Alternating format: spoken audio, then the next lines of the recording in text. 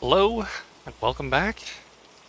Conquest continuing with a little bit of a different sort of stream than normal.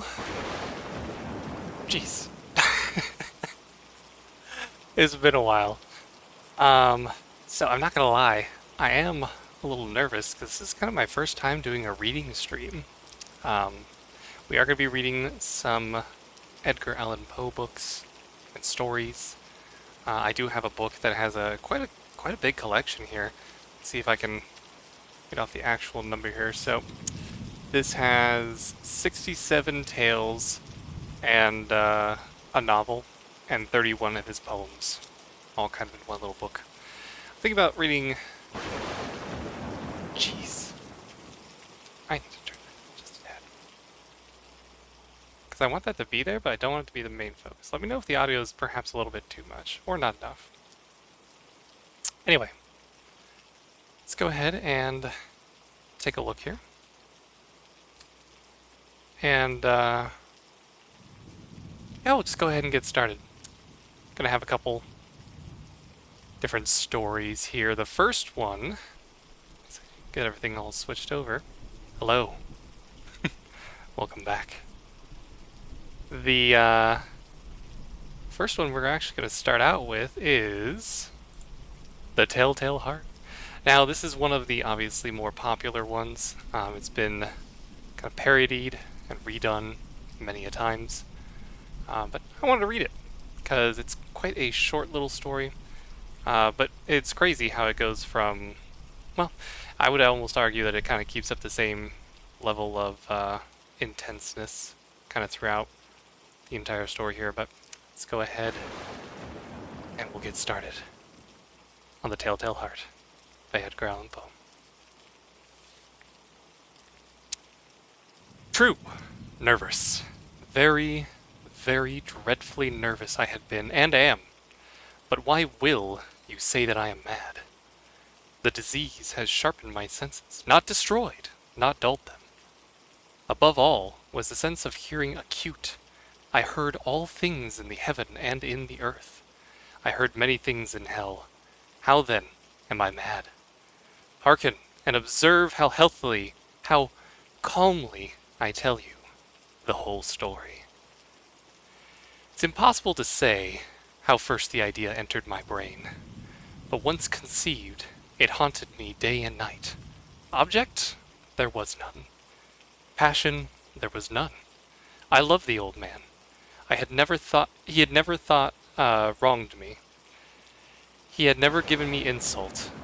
For his gold, I had no desire. I think it was his eye. Yes, it was this. He had the eye of a vulture, a pale blue eye with a film over it. Whenever it fell upon me, my blood ran cold. And so by degrees, very gradually, I made up my mind to take the life of the old man, and thus rid myself of the eye forever. Now, this is the point. You fancy me mad. Madmen know nothing. But you should have seen me. You should have seen how wisely I proceeded, with what caution, with what foresight, with what dissimulation I went to work. I was never kinder to the old man than during this whole week before I killed him. Every night, about midnight, I turned the latch of his door and opened it.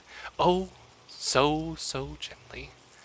And then, when I had made an opening sufficient for my head, I put in a dark lantern and closed so that no light shone out. And then I thrust in my head. Oh, you would have laughed to see how cunningly I had thrusted it in. I moved it in slowly, very, very slowly, so that I might not disturb the old man's sleep. It took me an hour to place my whole head within the opening, so far that I could see him as he lay on his bed. Ha! Would a madman been half so wise as this? And then, when my head was well within the room, I undid the lantern cautiously, oh, so cautiously. Cautiously, for the hinges creaked. I undid it just so much that a single thin ray fell upon the vulture eye. And this I did for several long nights, every night, just at midnight. But I found the eye was always closed, and so it was impossible to do the work, for it was not the old man who vexed me, but his evil eye. And every morning, when the day broke, I went boldly into the chamber and spoke courageously to him, calling him by name in a hearty tone, and inquiring how he had passed the night. So you see, he would have been a very profound old man indeed to suspect that every night, just at 12, I looked upon him while he slept. Upon the 8th night, I was more than usually cautious in opening the door, and watches, minute hands moves more quickly than mine did. Never before that night had I felt the extent of my own powers, of my sagacity. Sorry. I could scarcely contain my feelings of triumph, to think that there I was, opening the door, little by little, and he not even to dream of my secret deeds or thoughts. I fairly chuckled at the idea, and perhaps he heard me, for he moved on the bed suddenly, as if startled. And now you may think that I drew back, but no! His room was black as pitch, and with the thick darkness, for the shutters were closed fastened through fear of robbers. And so I knew that he could not see the opening of the door, and I kept pushing it on, steadily, steadily. I had my head in, and I was about to open the lantern, when my thumb slipped upon the tin fastening, and the old man sprang up in bed, crying out, "Who's there?" I kept quite still, and said nothing. For a whole hour I did not move a muscle, and in the meantime I did not hear him lie down. He was still sitting up in bed, listening, just as I have done, night after night, hearkening to the death watches in the walls. Presently, I still heard a groan, and I knew it was not the groan of mortal terror. It was not a groan of pain or grief. Oh no! It was the low, stifled sound that arises from the bottom of the soul when overcharged with awe. I knew the sound well. Many a night, just at midnight, when all the world slept, it has welled up from my own bosom, deepening, with its dreadful echo, the terrors that distracted me. I say that I knew it well. I knew what the old man felt, and pitied him, although I chuckled at heart. I knew that he had been lying awake ever since the first slight noise, when he had turned in the bed. His fears had ever since growing upon him, and he has been trying to fancy them causeless, but could not. He had been saying to himself, "It is nothing but the wind in the chimney. It is only a mouse crawling across the floor. Or, it is merely a cricket which has made a single chirp." Yes, he had been trying to comfort himself with these suppositions, but he had found all in vain. All in vain, because death, in approaching him, had stalked with its black shadow before him and enveloped the victim. It was the mournful influence of the unperceived shadow that caused him to feel, although he neither saw nor heard, to feel the presence of my head within the room. When I had waited a a long time, very patiently, without hearing him lie down, I resolved to open a little, a very, very little crevice in the lantern. So I opened it. You cannot imagine how stealthily, until, at length, a simple, dim ray, like the thread of a spider, shot out from the crevice and fell full upon the vulture eye. It was open, wide, wide open, and I grew furious as I gazed upon it. I saw it with perfect distinctness, a dull blue with a hideous veil over it that chilled the very marrow in my bones. But I could see nothing else of the old man's face or person, for I had directed the ray as if by instinct precisely upon the damned spot. And have I not told you that what you mistake for madness is but over-acuteness of the senses? Now I say, there came to my ears a dull, quick sound, such as a watch makes when enveloped in cotton. I knew that sound well, too. It was the beating of the old man's heart. It increased my fury. It was the beating of a drum, stimulating the soldier into courage. But even yet I refrained and kept still. I scarcely breathed. I held the lantern motionless. I tried, how steadily I could, maintain the ray upon the eye. Meantime, the hellish tattoo of the heart increased. It grew quicker and quicker and louder every instant. The old man's terror must have been extreme. It grew louder, I say, louder every moment. Do you mark me well? I have told you that I am nervous, so I am. And now, at the dead hour of the night, amid the dreadful silence of that old house, so strange a noise as this excited me to uncomfortable terror. Yet for some minutes longer I refrained and stood still. But now the beating grew louder. I thought that the heart must burst, and now a new anxiety seized me.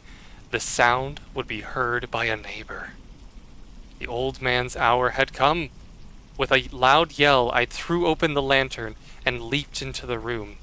He shrieked once, only once. In an instant, I dragged him to the floor and pulled the heavy bed over him. Then I smiled gaily to find the deed so far done. But for many minutes the heart beat on with a muffled sound. This, however, did not vex me. It would not be heard through the wall. At length it ceased. The old man was dead. I removed the bed and examined the corpse. Yes, he was stone dead. I placed my hand upon the heart and held it there many minutes. There was no pulsation. He was stone dead. His eye would trouble me no more. If you still think me mad, you will still so no longer when I describe the wise precautions I took for the concealment of the body. The night waned, and I worked hastily, but in silence. First of all, I dismembered the corpse. I cut off the head, the arms, and the legs. Then I took up 3 planks from the flooring of the chamber and deposited all between the scantlings. Then I replaced the boards so cleverly, so cunningly, that no human eye, not even his, could have detected anything wrong. There was nothing to wash out, no stain of any kind, no blood spot whatever. I had been too wary for that. A tub had caught all. When I had made an end of these labors, it was 4 o'clock, still dark as midnight, as the bell sounded the hour. There came a knocking at the street door. I went down to open it with a light heart, for what I had now to fear. There entered 3 men, who introduced themselves with perfect suavity as officers of the police. A shriek had been heard by a neighbor during the night. Suspicion of foul play had been aroused. Information had been lodged at the police office, and they, the officers, had been deputed to search the premises. I smiled. For what had I to fear? I bade the gentleman welcome. The shriek, I said, was of my own in a dream. The old man, I mentioned, was absent in the country. I took my visitors all over the house. I bade them search well. I lead them at length to his chamber. I showed them his treasures, secure, undisturbed. In the enthusiasm of my confidence, I brought chairs into the room and desired them here to rest their fatigues, while I myself, in the wild audacity of my perfect triumph, placed my own seat upon the very spot beneath which reposed the corpse of the victim. The officers were satisfied. My manner had convinced them. I was singularly at ease. They sat, and while I answered cheerily, they chatted off familiar things. But ere long, I felt myself getting pale, and wished them gone. My head ached, and I fancied a ringing in my ears, but still they sat and still chattered. The ringing became more distinct. It continued and became more distinct. I talked more freely to get rid of the feeling, but it continued and gained deafness, until at length I found that the noise was not within my ears. No doubt I grew very pale, but I talked more fluently and with a heightened voice. Yet the sound increased, and what could I do? It was a low, dull, quick sound, much as a sound as a watch makes when enveloped with cotton. I gasped for breath, and the officers heard it not. I talked more quickly, more vehemently, but the noise steadily increased. I arose and argued about trifles in a high key with violent gesticulations, but the noise steadily increased. Why would they not be gone? I paced the floor to and fro with heavy strides, as if excited to fury by the observations of the men, but the noise steadily increased. Oh God, what could I do? I foamed, I raved, I swore. I swung the chair upon which I had been sitting and grated it upon the boards. But the noise aroused all over and continuously increased. It grew louder and louder and louder, and still the men chatted pleasantly and smiled. Was it possible that they heard it not? Almighty God, no! No, they heard it! This I thought, and as I think. But anything was better than this agony. Anything was more tolerable than this derision. I could bear those hypocritical smiles no more. I felt that I must scream or die. And now, again, hark! Louder! Louder! Louder! Villains! I shrieked. Dissemble no more! I admit the deed! Tear up the planks! Here! Here! It is the beating of his hideous heart. There we go. Well, that was the first one. Telltale Heart. Pretty crazy. Um, yeah, so this one, for a lot of people, I'm sure either heard like a variation of it or kind of, well, yeah, just different parodies, spoofs. One that I know, The Simpsons actually did. Oh, thank you. Hello, Risa. Thank you for stopping in. But yeah, this one I quite enjoy. It's very short and sweet. It gets to the point. It it's kind of scary to think about like a situation like this happening, you know? Because there are times when I will just be sitting up in bed like, and it hasn't happened in a long, long time, but I very clearly can think of a couple of nights where I'm like, I know somebody is watching me, and it's the most unsettling feeling in the world. I think it probably happened around the time when I started reading specifically like either creepypasta or, scary story type stuff. And I think it was around the time that the idea of Slender Man was first kind of a thing. And I read the story online first before it was ever a game because I feel like the popularity of it became a game. And at first it was just the idea of a story. And interestingly enough, the idea of Slender Man is the same idea. Like, this guy is able to get into your room and you could just feel a pair of eyes watching you. And it's almost like a sleep paralysis type of situation. So while this was written back in like the 1800s, it's crazy to think that, those things still kind of exist all through today. Just the idea that at that time, you're at your most vulnerable. And so it's definitely a situation where, like, you're just sitting there, like, and the shadows start to take forms that you've never seen before. It's very unsettling. And it's interesting that this one's told through the perspective of the actual person in the room. So yeah, cool. That was the Telltale Heart. Moving on, and just as well, there is probably one more that I want to hit upon. Well, probably two. The next one that I want to do is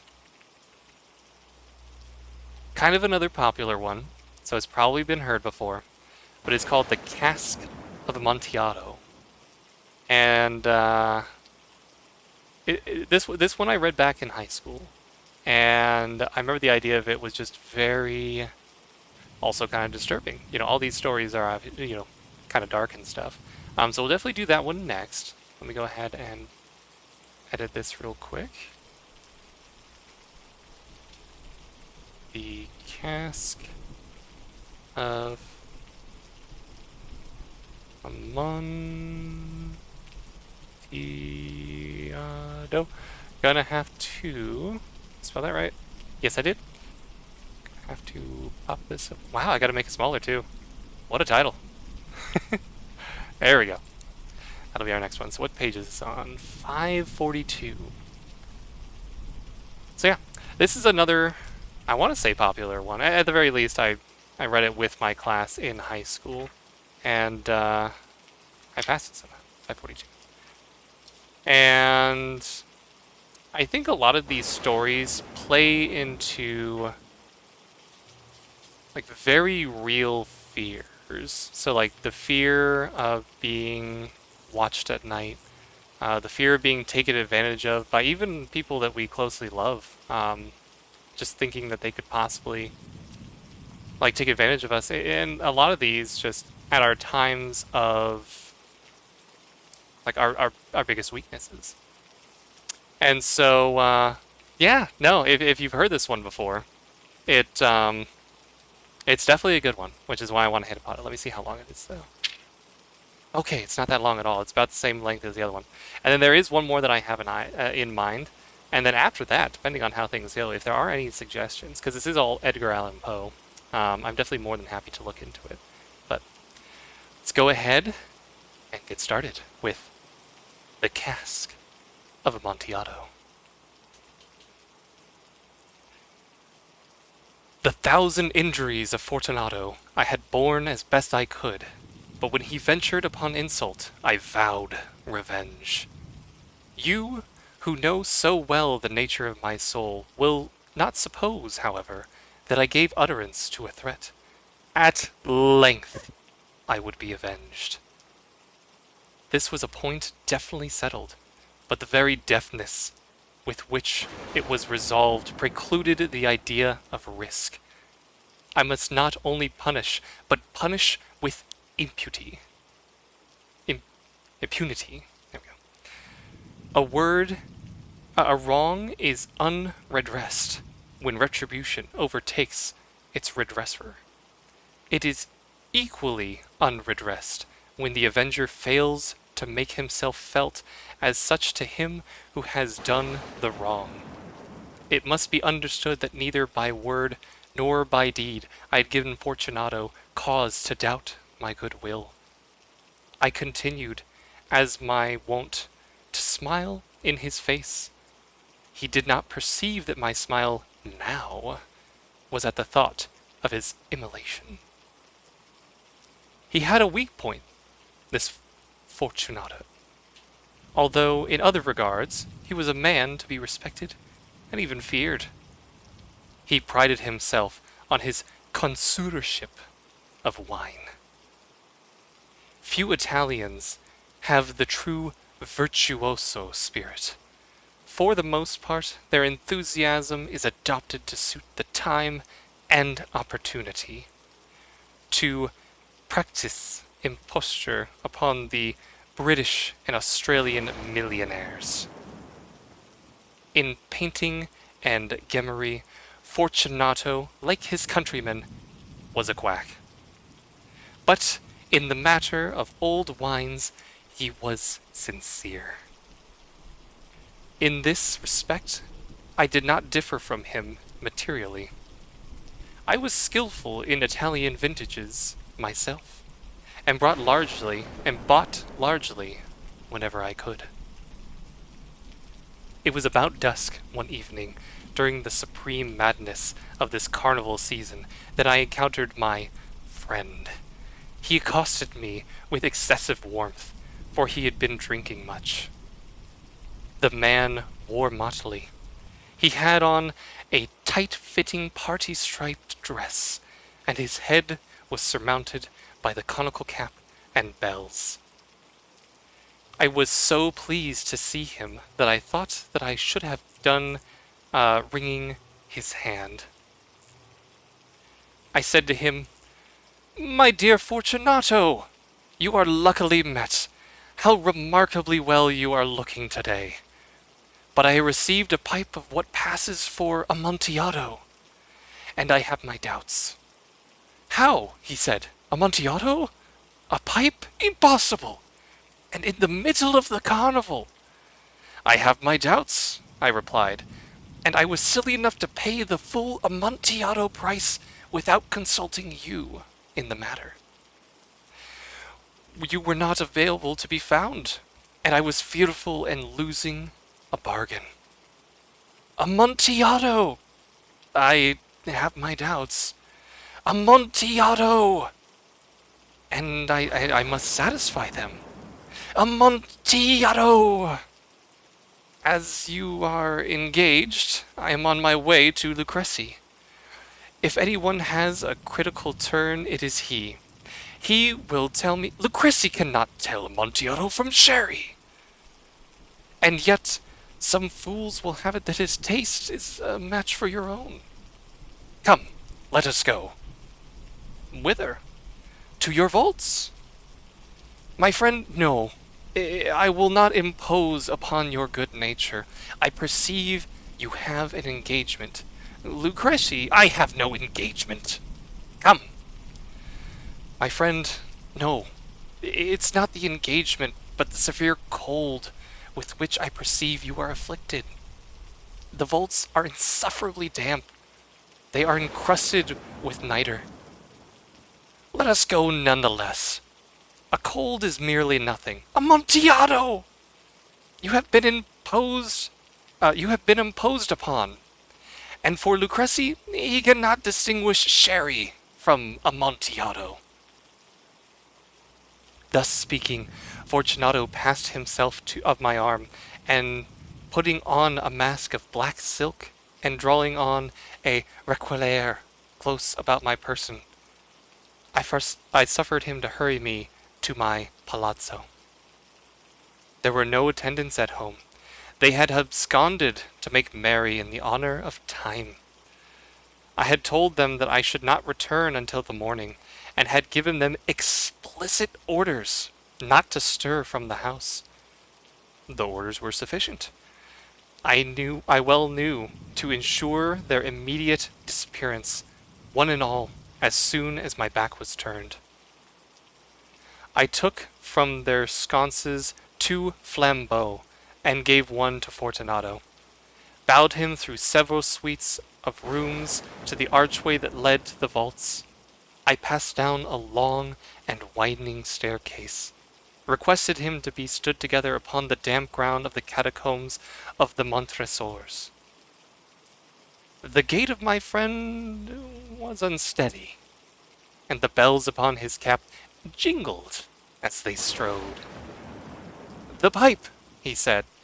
"It's further on," said I, "but observe the white webwork which gleams from these cavern walls."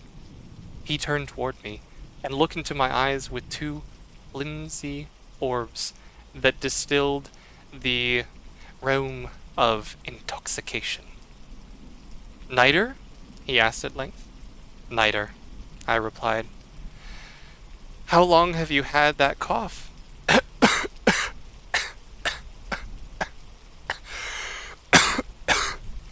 My poor friend found it impossible to reply for many minutes. It's nothing," he said at last. "Come," I said with decision. "We will go back. Your health is precious. You are rich, respected, admired, and beloved. You are happy as I once was. You are a man to be missed, for it is no matter. We will go back. You will be ill, and I can't be responsible. Besides, there is Lucrezi." "Enough," he said. "The cough is mere nothing. It will not kill me. I shall not die of a cough." "True, true," I replied. "And, indeed, I had no intention of alarming you unnecessarily, but you should use all proper precaution. A draught of this medic will defend us from the damps." Here I knocked off the neck of a bottle, which I drew from a long row of its fellows and lay upon the mould. "Drink," I said, presenting him the wine. He raised it to his lips with a leer. He paused and nodded to me familiarly, while the bells jingled. "I drink," he said, "to the buried that repose around us." "And to your long life," I responded. He again took my arm, and we proceeded. "The vaults," he said, "are extensive." "The Montresors," I replied, "were a great and numerous family." "I forget your arms." "A huge human foot d'or in the field azure. The foot crushes a serpent rampant whose fangs are embedded in the heel." "And the motto?" Nemo me impue lascit." "Good," he said. The wine sparkled in his eyes, and the bells jingled. My own fancy grew warm with the medic. We had passed through long walls of piled skeleton, with casks and puncheons intermingling, into the innermost recesses of the catacombs. I paused again, and this time I made bold to seize Fortunato by the arm above the elbow. "The nitre!" I said. See? It increases. It hangs like moss upon the vaults. We are below the river's bed. The drops of moisture trickle along the bones. Come, we will go back ere it is too late. Your cough. it's, it's nothing, he said. Let us go on. But first, another draught of the medic. I broke and reached him a flagon of de grove. He emptied it at breath. His eyes flashed with fierce light. He laughed and threw the bottle upwards with gesticulations I didn't understand. I looked at him in surprise. He repeated the movement, a grotesque one. You do not comprehend, he said. Not I. Then you are not of the Brotherhood. How? You are not of the Masons. Yes, yes, I said. Yes, yes. You? Impossible! A Mason? A Mason, I replied. A sign, he said. A sign. It is this, I answered, producing forth beneath the folds my requelaire, a trowel.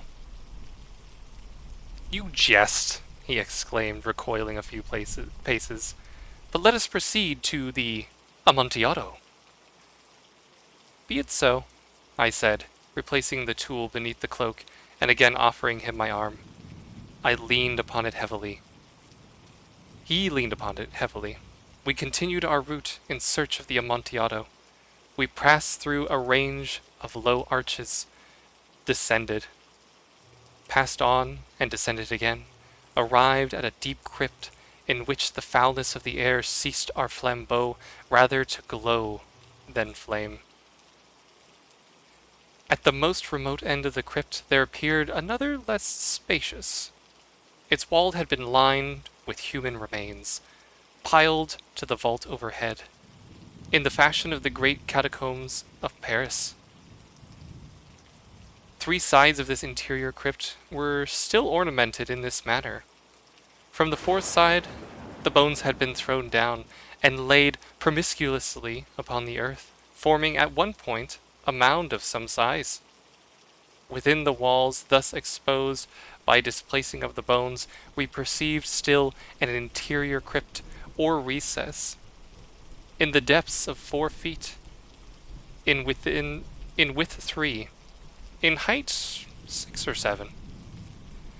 It seems to have been constructed for no especial use within itself, but formed merely the interval between 2 of the colossal supports of the roof of the catacombs, and was backed by one of their circumscribing walls of solid granite. It was in vain that Fortunato, uplifting his dull torch, endeavored to pry into the depths of the recess. Its termination the feeble light did not enable us to see. Proceed, I said. Herein is the Amontillado. As for Lucrece, he is an ignoramus, interrupted my friend, as he stepped unsteadily forward, while I followed immediately at his heels.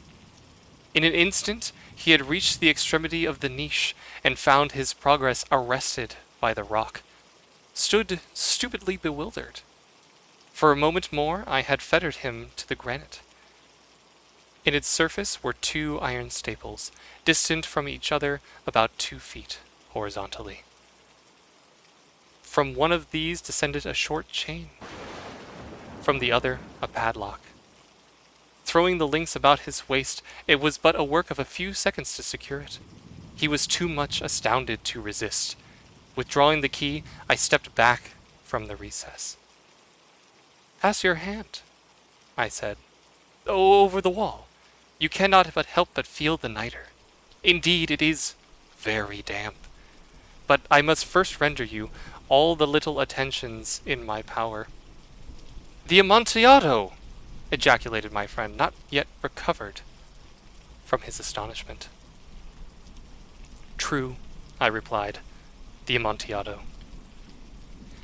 As I said these words, I busied myself along the piles of bones which I had before spoken, throwing them aside. I soon uncovered a quantity of building stone and mortar. Within these materials, and with the aid of my trowel, I began vigorously to wall up the entrance of the niche. I had scarcely laced the first tier of masonry when I discovered the intoxication of Fortunato had in great measure worn off. The earliest indication I had of this was a low, moaning cry from the depth of the recess. It was not the cry of a drunken man. And then there was a long, obstinate silence. I had laid a second tier, and a third, and the fourth, and then I heard the furious vibration of the chains. The noise lasted for several minutes, during which I might hearken to it with more satisfaction. I ceased my labors, and sat down upon the bones. When at last the clanking subsided, I resumed the trowel, and I finished without interruption the fifth, the sixth, and the seventh tier. The wall was now nearly upon a level within my breast. I again paused, holding the flambeau over the mason work, threw a few feeble rays upon the figure within. A succession of loud, shrill screams burst suddenly from the throat of the chained form, seemed to thrust me violently back. For a brief moment I hesitated. I trembled. Unsheathing my rapier, I began to grope with it about the recess. But the thought of an instant reassured me. I placed my hand upon the solid fabric of the catacombs and felt satisfied. I reproached the wall. I replied to the yells of him who clamored. I re-echoed. I aided. I surpassed them in volume and in strength. I did this, and the clamorer grew still. It was now midnight. My task was drawing to a close. I had completed the 8th, the 9th, and the 10th tier. I had finished a portion of the last and the 11th. There remained but a single stone to be fitted and plastered in. I struggled with its weight. I placed it particularly in its position. But now there came from out the niche a low laugh that erected upon the hairs upon my head. It was succeeded by a sad voice, which I had difficulty in recognizing as that of the noble voice of Fortunato. The voice said,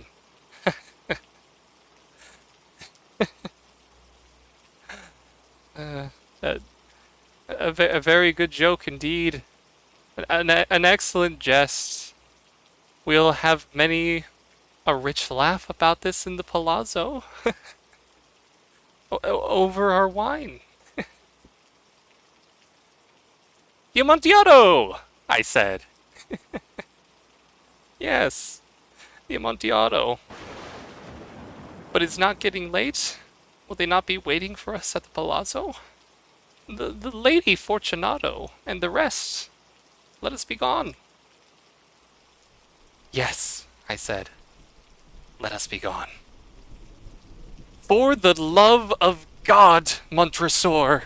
Yes, I said. For the love of God.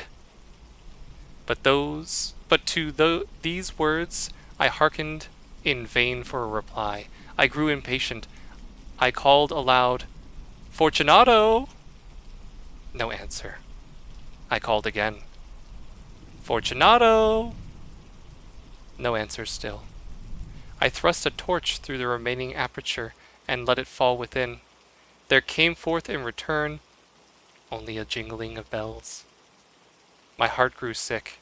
It was the dampness of the catacombs that made it so. I hastened to make an end of my labor. I forced the last stone in its position.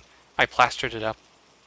Against the new masonry, I re-erected the old rampart of bones. For half a century, no mortal has disturbed them. In pace requiescat. There we go. Oh, and thank you for the hydrate reminder. I do have a glass of water. I've been meaning to drink. I don't know if I should drink after this story, though. It is water, though, so I don't really have too much to fear. But I'm gonna take a quick drink, and then we can talk about this one real quick. It is probably one of my other kind of favorite ones, just kind of hey sheep, how's it going? Yeah, this is a fairly popular one, so I'm not surprised if people have heard it before. Um, and so, one second, take a quick drink, and then we'll talk about it.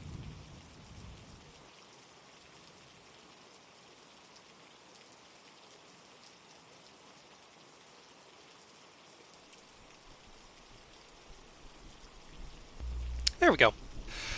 Okay, yes, this story. So this story, I would almost argue, as I had kind of hinted at before, and let me know if you guys had heard of this story before, if this is kind of your first time, but just the idea of being taken advantage of, not while you're sleeping or like kind of defenseless at that point, but intoxication.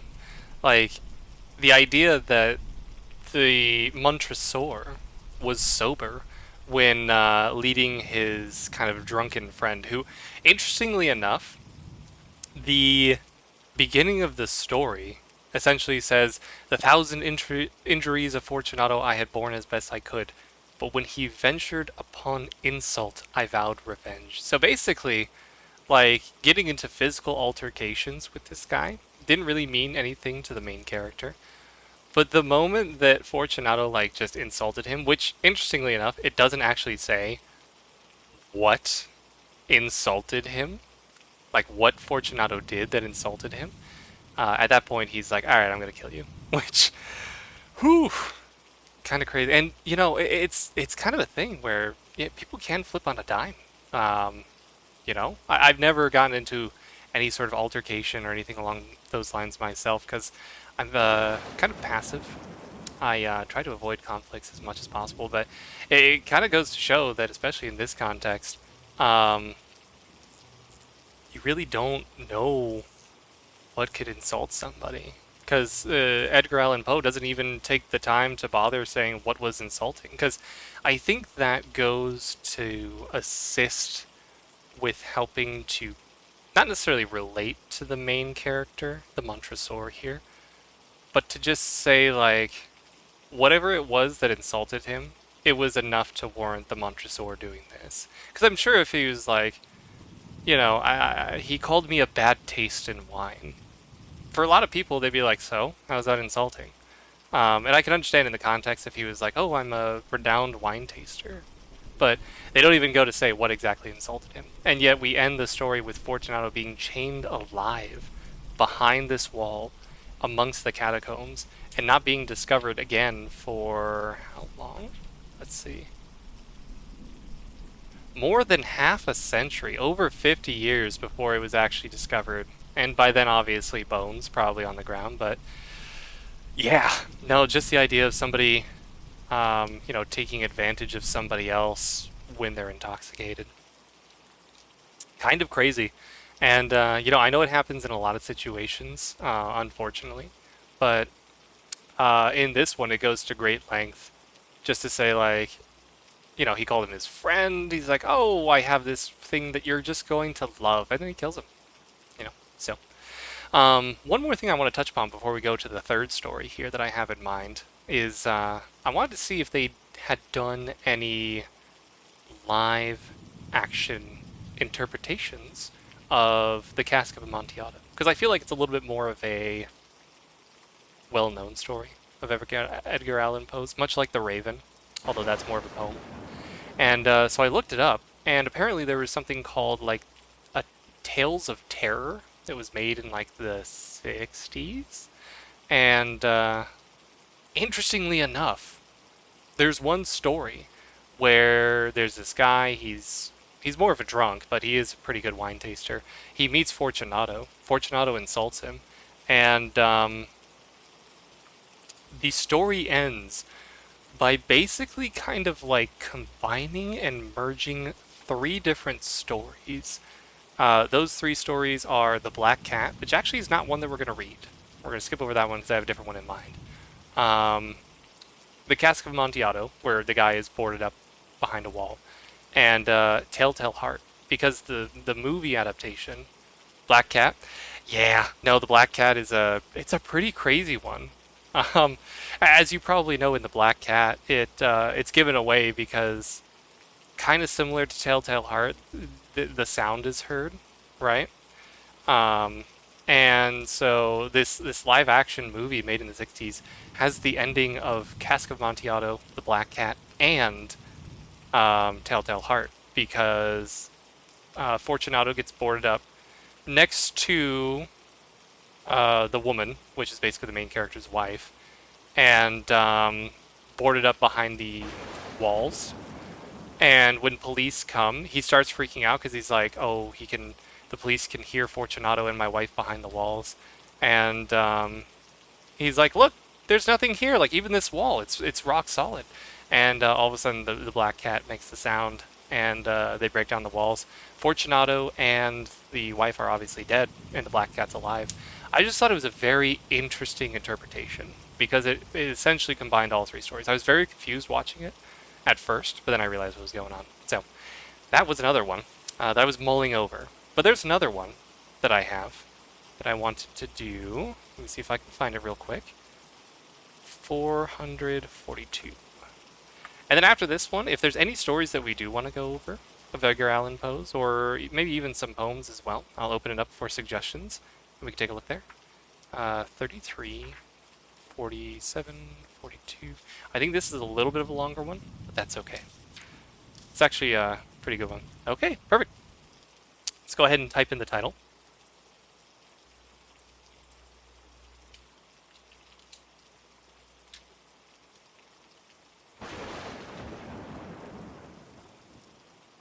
Here we go.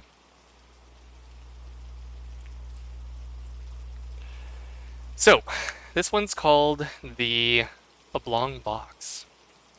And, I find it interesting that a lot of horror tends to go around the unknown, especially in the case of it's like, the whole, like, what's in the box type of thing. It's just the idea of, like, not knowing and, like, what is in there. And what tends to be more terrifying is the not knowing rather than if there is something in there, the knowing, right? It's the anticipation. It's your own imagination, your own brain working against you. So this one kind of explores the ideas of the mysteries of not knowing what's inside of something.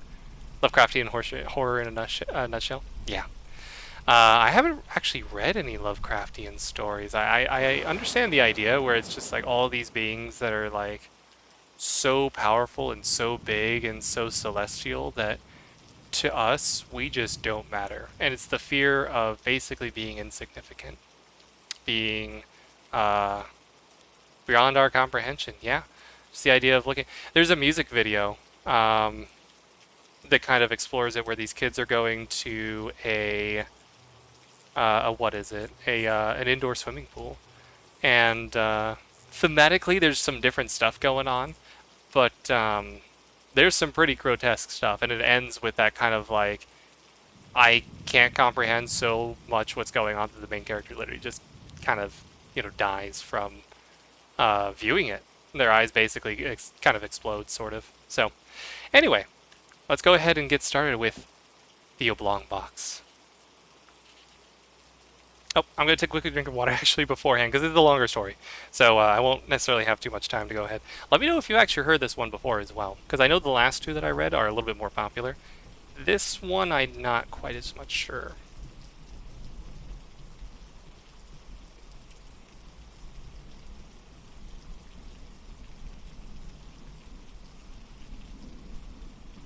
There we go.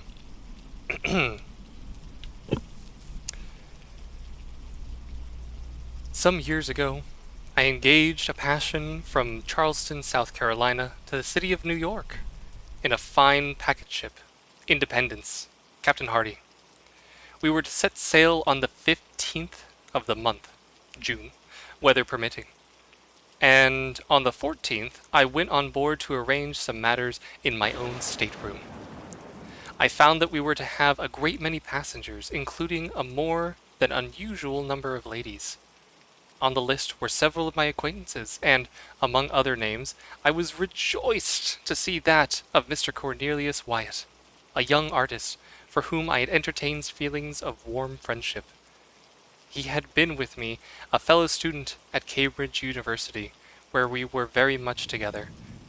He had the ordinary temperament of a genius, and was a compound of misanthropy, sensibility, and enthusiasm. To these qualities he united the warmest and truest heart which has ever beat in a human bosom. I observed that his name was carded upon 3 staterooms, and upon again referring to the list of passengers, I found that he had engaged passage for himself, wife, and 2 sisters, his own. The staterooms were sufficiently roomy, and each had 2 berths, one above and the other below. These berths, to be sure, were so exceedingly narrow as to be insufficient for more than one person. Still, I could not comprehend why there were 3 staterooms for these 4 persons. I was, just at that epoch, in one of those moody frames of mind which make a man abnormally inquisitive about trifles, and I confess with shame that I busied myself a variety of ill-bred and preposterous conjectures about this matter, and supernumerarily? It's a hard one. Stateroom.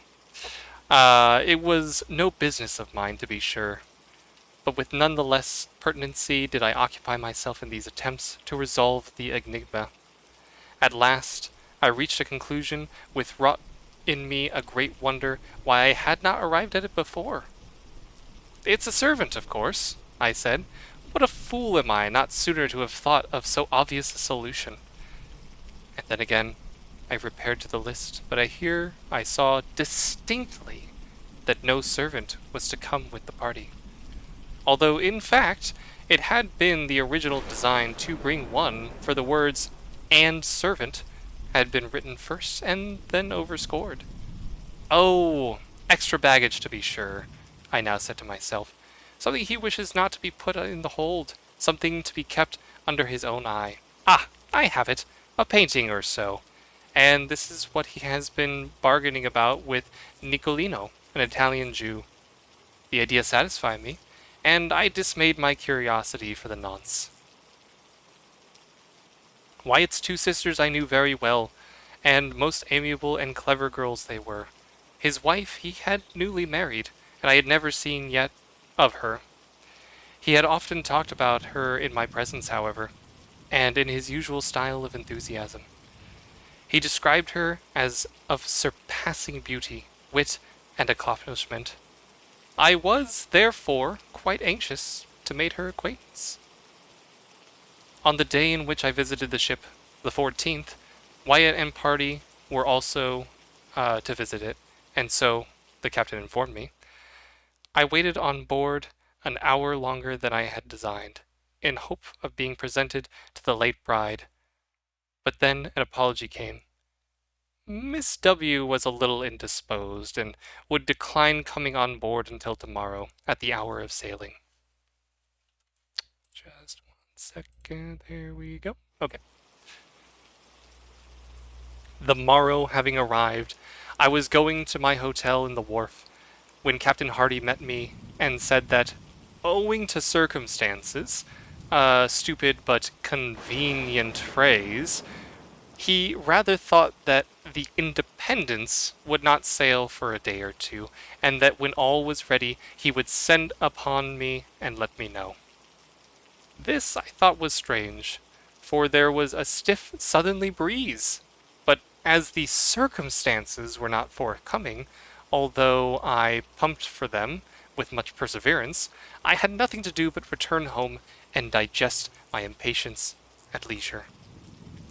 I did not receive the expected message from the captain for nearly a week. It came at length, however, and I immediately went on board. The ship was crowded with passengers, and everything was in the bustle attendant upon making sail. Wyatt's party arrived in about 10 minutes after myself. There were the two sisters, the bride, and the artist. The latter in one of his customary fits of moody misanthropy. I was too well used to these, however, to pay them any special attention. He did not even introduce me to his wife. This courtesy dissolving, perforce, upon his sister Marian, a very sweet and intelligent girl who, in a few hurried words, made us acquainted. Mrs. Wyatt had been closely veiled, and when she raised her veil in acknowledgment of my bow, I confessed I was profoundly astonished. I should have been much more so, however, had I not long experienced the advise me not to trust with too implicit a reliance the enthusiastic descriptions of my friend, the artist, when indulging in comments upon the loveliness of the woman. When the beauty was the theme I knew well with the facility that soared into the regions of the purely ideal. The truth is, I could not help regarding Miss Wyatt as a decidedly plain-looking woman. If not positively ugly, she was not, I think, far from it. She was dressed, however, in exquisite taste, and then I had no doubt that she had captivated my friend's heart by the more endearing graces of intellect and soul. She said few words, and passed once to her stateroom with Mr. W. My old inquisitiveness now returned. There was no servant, and that was a settled point. I looked therefore for extra baggage. After some delay, a cart arrived at the wharf, with an oblong pine box, which was everything that seemed to be expected. Immediately upon its arrival, we made sail, and in short time we were safely over the bar and standing out to sea. The box in question was, as I say, oblong. It was about 6 feet in length and 2.5 in breadth.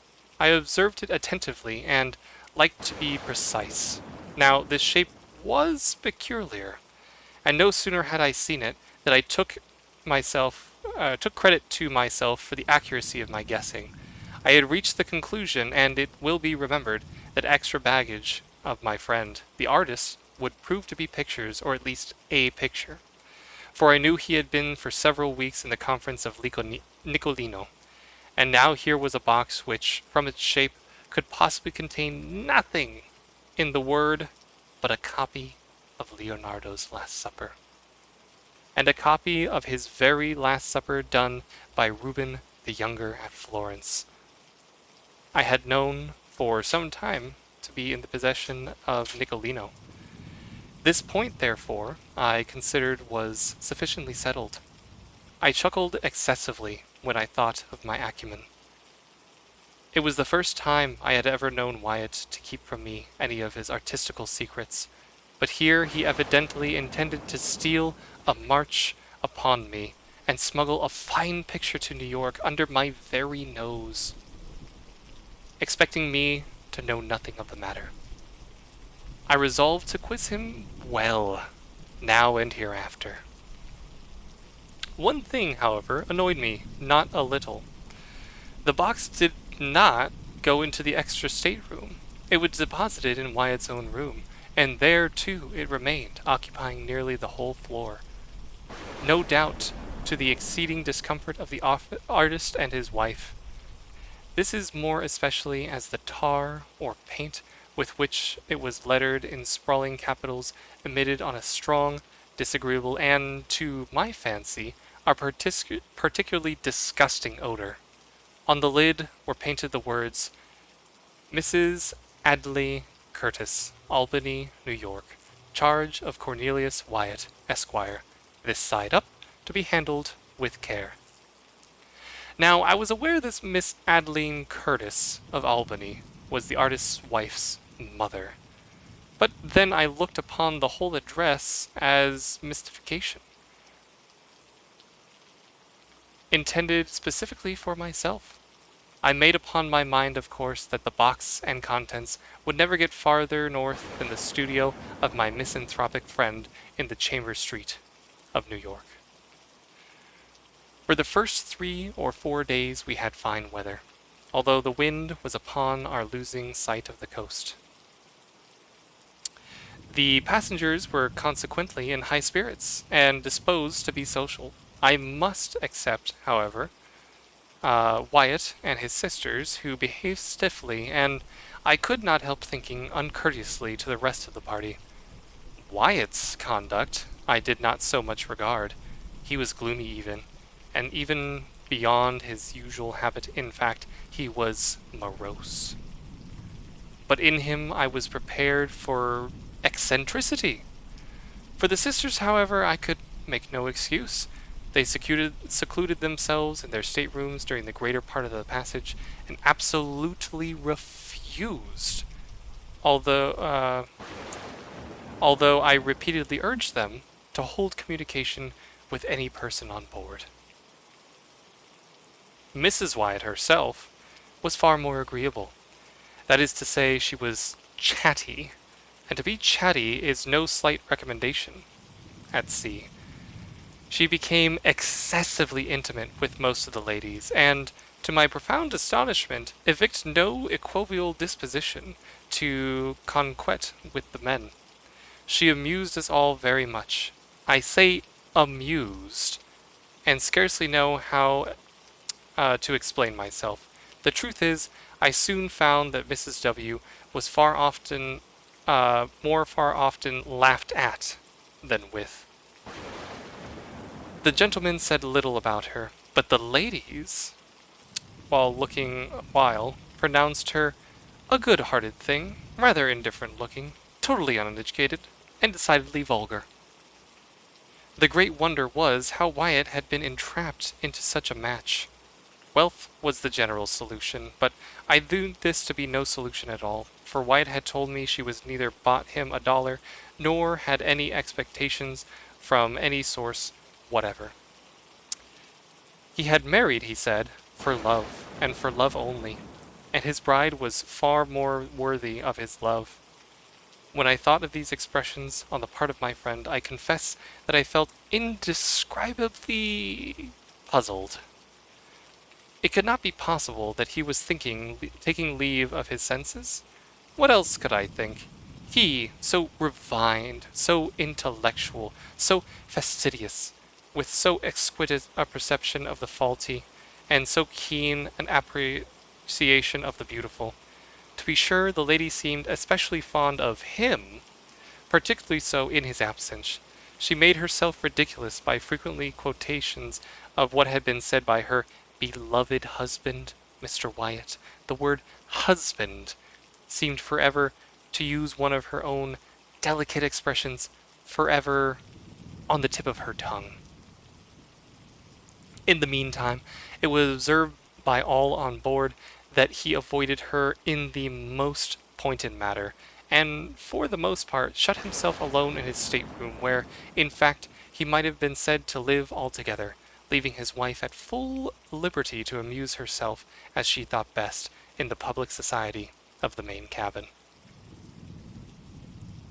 My conclusion, from what I saw and heard, was that the artist, by some unaccountable freak of fate, or perhaps some fit of enthusiastic and fanciful passion, had been induced to unite himself with a person altogether beneath him, and that the natural result, entirely and speedy disgust, had ensued. I pitied him from the bottom of my heart, but could not for that reason quite forgive his incommunicativeness in the matter of the Last Supper, for I resolved to have my revenge. One day he came up on deck, and taking his arm, I had been my wont, I sauntered with him backwards and forwards. His gloom, however, which I considered quite natural under the circumstances, seemed entirely unabated. He said little, and that moodily, with evident effort. I ventured a jest or two, and made sickening attempt at a smile. Poor fellow, as I thought of, his wife, I wondered what he could have had the heart to put on even the semblance of mirth. At last, I'd ventured a home thrust.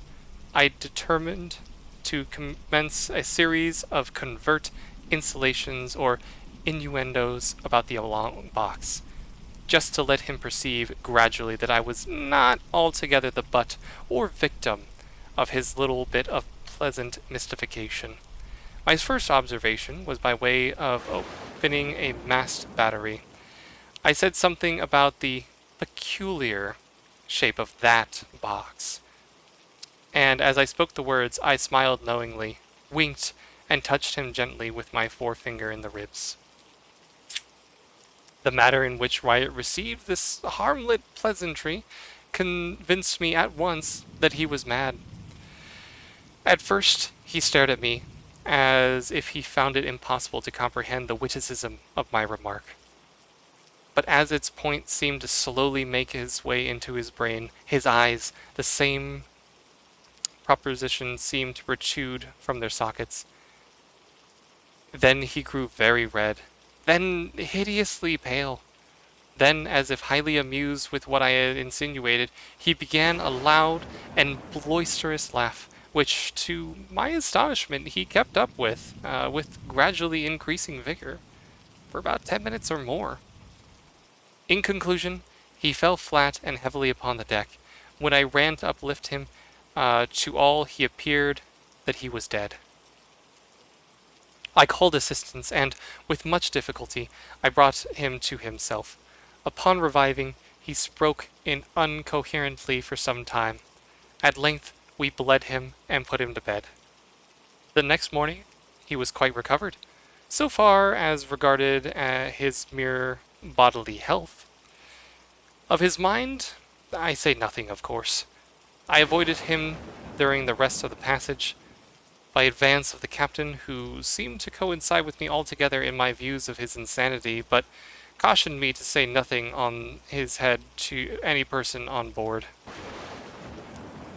Several circumstances occurred immediately after this fit of Wyatt's, which contributed to heightening the curiosity with which I was already possessed. Among other things, I had been nervous, drank too much strong green tea, and slept ill at night. In fact, for nights I could not be properly said to sleep at all. Now, my stateroom opened into the main cabin, or dining room, as did those of all the single men on board. Wyatt's 3 rooms were in the after cabin, which were separated from the main one by a slight sliding door, never locked even lightly. As we were almost constantly on the wind, a slight breeze was not little stiff.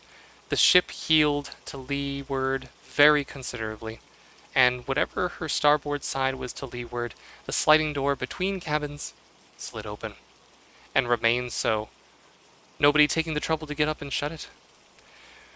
But my berth was in such a position that when my own stateroom door was open, as well as the sliding door in question, and my own door was always open on the account of the heat, I could see into the after cabin quite distinctly.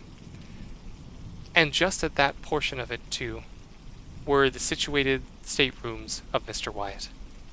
Well, during 2 nights, not consecutive, while I lay awake, I clearly saw Mrs. W., about 11 o'clock each night, steal cautiously from the stateroom of Mr. W. and enter the extra room, where she remained until daybreak, and when she was called by her husband, and went back.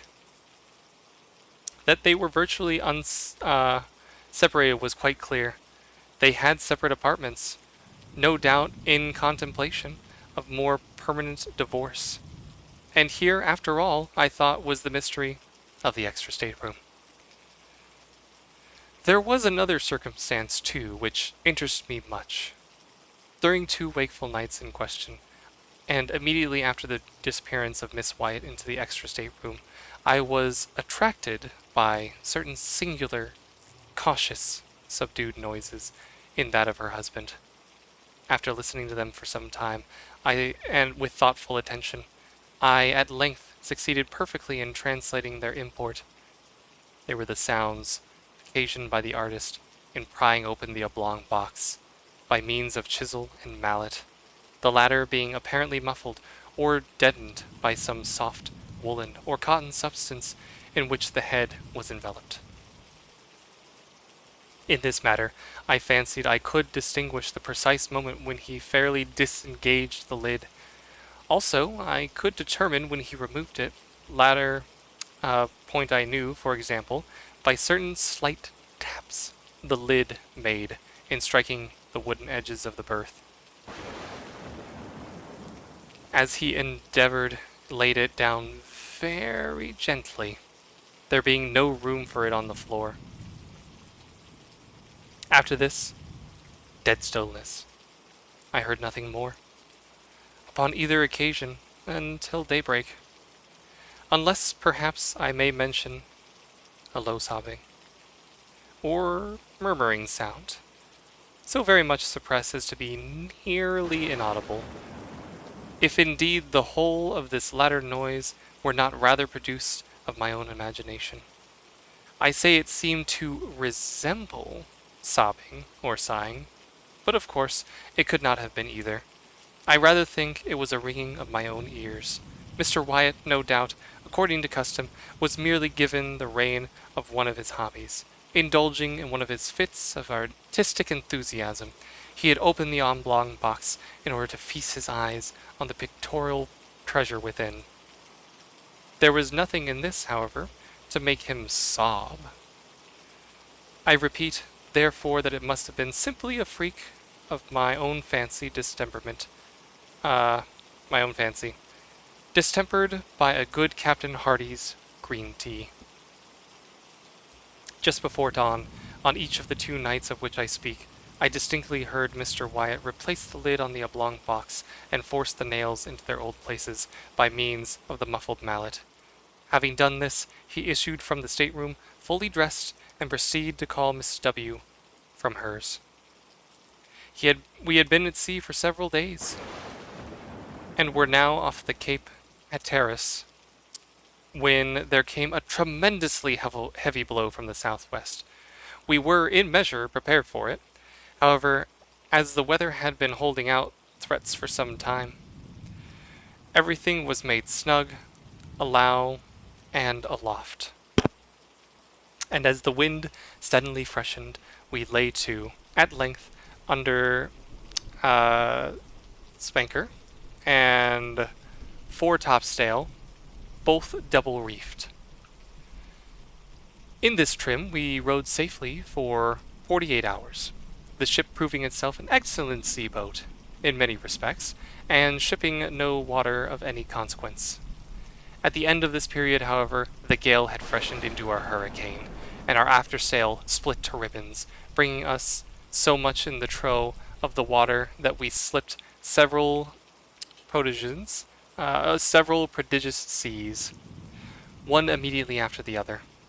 By this accident, we lost 3 men overboard, with a caboose, and nearly a whole of the larboard bulwarks. Scarcely we had recovered our senses before the foretopsail went into shreds, when we got up to storm stay still, and with this did pretty well for some hours. The ship headed to sea much more steadily than before. The gale held on, however, and we saw no signs of its abating. The rigging was found to be ill-fated and greatly strained, and on the 3rd day of the blow, about 5 in the afternoon, our mizzen mast, a heavy lurch to the windward, went by the board. For an hour more we tried in vain to get rid of it, on the account of the prodigious rolling of the ship, and before we had succeeded, the carpenter came aft and announced 4 feet of water in the hold. To add to our dilemma, we found the pumps choked and nearly useless. All was now confusion and despair, but an effort was made to lighten the ship by throwing overboard as much of her cargo as we could be reached, and by cutting away the 2 masts that remained. This was the last accomplished, but we were still unable to do anything at the pumps, and, in the meantime, the leak gained on us very fast. At sundown the gale had sensibly diminished in violence, and, as the sea went down with it, we still entertained faint hopes of saving ourselves in the boats. At 8 p.m. The clouds broke away to windward, and we had the advantage of a full moon. A piece of good fortune which served wonderfully to cheer our dropping spirits. After incredible labor we succeeded, at length, in getting the longboat over the side without material accident, and into this we crowded the whole of the crew and most of the passengers. This party made off immediately, and after undergoing so much suffering, we finally arrived in safety at Ocracoke Inlet on the third day after the wreck. 14 passengers, with the captain, remained on board, resolving to trust their fortunes to the jolly boat at stern. We lowered without difficulty, although it was only by miracle that we prevented it from swamping as it touched the water. It contained when afloat, the captain and his wife, Mr. Wyatt and party, a Mexican officer, wife, 4 children, and myself with a valet. We had no room, of course, for anything except a few positively necessary instruments, some provisions, and the clothes upon our backs. No one had thought of even attempting to save anything more. What must have been the astonishment of all of them, when, having proceeded a few fathoms from the ship, Mr. Wyatt stood up at the stern sheets and coolly demanded that Captain Hardy that he turn the boat around and put back to the purpose of taking in the oblong box. "Sit down, Mr. Wyatt," replied the captain, somewhat sternly. "You will capsize us if you do not sit quite still. Our gunwale is almost in the water now." "The box!" Voice. There are quite a bit of words here that are just like, what? Vociferated Mr. Wyatt, still standing. "The box, I say, Captain Hardy. You will not refuse me. Its weight will be but a trifle. It is nothing, mere nothing. By the mother who bore you, for the love of heaven, by your hope of salvation, I implore you, put back for the box." The captain, for a moment, seemed touched by the earnest appeal of the artist, but regained his stern composure, and merely said, "Mr. Wyatt, you are mad. I cannot listen to you. Sit down, I say, or you will swamp the boat. Stay, hold him, seize him. He is about to spring overboard. There, I knew it. He is over." As the captain said this, Mr. Wyatt, in fact, sprang from the boat, and, as we were yet the lee of the wreck, succeeded, by almost superhuman exertion, in getting hold of a rope which hung from the fore chains. In another moment he was on board, and rushing frantically down into the cabin. In the meantime, we had been swept astern of the ship, and being quite out of her lee, where, at the mercy of the tremendous sea, which was still running, we made a determined effort to put back, but our little boat was like a feather in the breath of the tempest. We saw at glance that the doom of the unfortunate artist was sealed. As our distance from the wreck rapidly increased, the madman, for as such only we could regard him, was seen to emerge from the companionway. Sorry, lost my track there. The companion, upon which, by dint of a strength that appeared gigantic, he dragged bodily the oblong box. While gazing in the extremity of astonishment, he passed rapidly several turns of a 3-inch rope, first around the box, then around his body. In another instant, both body and box were in the sea, disappearing at once and forever. We lingered a while, sadly upon our oars, with our eyes riveted upon the spot. At length we pulled away. The silence remained unbroken for an hour. Finally, I hazarded a remark. "Did you observe, Captain, how suddenly he sank? Was that not an exceedingly singular thing? I confess I must entertain some feeble hope of his final deliverance when I saw him lash himself to the box and commit himself to sea." "They sank as a matter of course, replied the captain. And that like a shot. They will soon rise again, however, but not till the salt melts. The salt? I ejaculated. Hush! The captain, pointing to the wife and sisters of the deceased. We must talk of these things at some more appropriate time.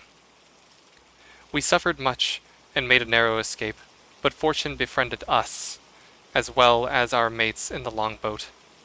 We landed in fine, more dead than alive, after 4 days of intense distress, upon the beach opposite of Roanoke Island. We remained here a week, were not ill-treated by the wreckers, and at length observed a passage to New York. About a month after the loss of the Independence, I happened to meet Captain Hardy in the Broadway. Our conversation turned naturally upon the disaster, especially the sad fate of poor Wyatt. I thus learned the following particulars. The artist engaged passage for himself, wife, 2 sisters, and a servant. The wife was indeed, as she had been represented, a most lovely and most accomplished woman. On the morning of the 14th of June, the day when I first visited the ship, the lady suddenly sickened and died. The young husband was frantic with grief, but circumstances imperatively forbade the deferring his voyage to New York. It was necessary to take to her mother the corpse of his adored wife, and, on the other hand, the universal prejudice which would prevent his doing so openly was well known. 9/10 of the passengers would have abandoned the ship rather than take passage with a dead body. In his dilemma, Captain Hardy arranged that the corpse, being first particularly embalmed and packaged with a large quantity of salt in a box of suitable dimensions, should be conveyed on board as merchandise. Nothing was to be said of the ladies deceased, and it was well understood that Mr. Wyatt was engaged passage for his wife. It became necessary that some person should personate her during the voyage. This the deceased's lady's maid was easily prevailed on to do so. The extra stateroom, originally engaged for this girl during his mistress' life, was now merely retained. In this stateroom the pseudo-wife slept, of course, every night. In the daytime she performed, to the best of her ability, the part of her mistress, whose person it had been carefully ascertained was unknown to any of the passengers on board. My own mistake arose naturally enough, though too careless, too inquisitive, too impulsive as temperament. But of late it is a rare thing that I sleep soundly at night. There is a countenance which haunts me, turn as I will. There is hysterical laugh with which forever is ringing upon my ears. There we go. And that was the Oblong Box. I'm probably going to take a quick moment's break, grab a little bit more water here, and then when I pop back in, we'll talk more about it. I'm curious both to see if heard of this one but never read it myself. Very good. Yeah, no, I'm very curious to see how many people here have either heard of this story or kind of, I just kind of want to talk about it. So give me a quick second here while I kind of grab some more water and we'll talk more about it. Be right back.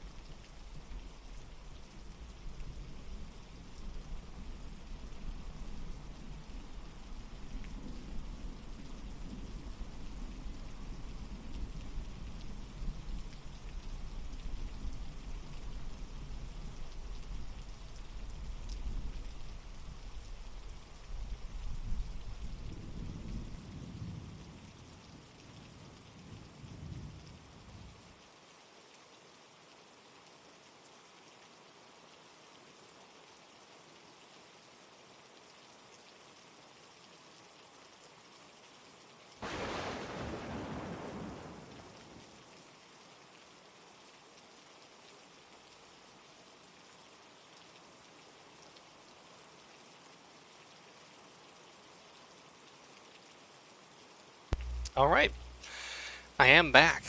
So, let's go ahead and switch here. Gonna pop that off for a second while we... Well, actually, we'll pop it back on, because that's what we're talking about. So, the oblong box. This is kind of an interesting one, because if we're going to be completely honest, back in the 1800s, I am sure that when the author was... Or not so the author, but the narrator, the speaker, the protagonist of this story, um, was just so confident that it was a copy of The Last Supper in this 6 by 2 foot box that for a lot of people back in the 1800s, they'd been like, "Oh, okay, yeah, that makes sense." But for myself, a king that has both been in many a war and it is the year 2021, kind of called from very early on that a 6 foot by 2 foot box that smelled had something dead in it, most likely a dead body. And so, at least that aspect didn't necessarily have me thrown for, I kind of called from the beginning. There's something's dead in there, and it's just very interesting that the idea that back, especially in the 1800s, which is not really that long ago, about 200 years or so, not even in some instances, because this is like late 1800s, I'm pretty sure. Um, this was horror, right? Like the idea that, there's this box, there's this mystery. He feels so compelled to go back to this box, he lashes onto it, and then essentially throws himself into the water, effectively killing himself. Um, which, I don't know. It's kind of interesting. Like, I get it. He really loved her a lot. He would open the box apparently every single night and mourn over the death of his wife in his room. I think the thing, though, that brings more of the dread in this story seems to be a very recurring theme in all of the stories that I can think of so far. Cask of Amontillado, The Telltale Heart, Black Cat, even this one, is sound. It's just the idea that there is like this sound that is constantly present that cannot be gotten rid of. Um, and in this instance, the hysterical laugh of his now deceased friend who essentially had gone mad over the death of his own wife.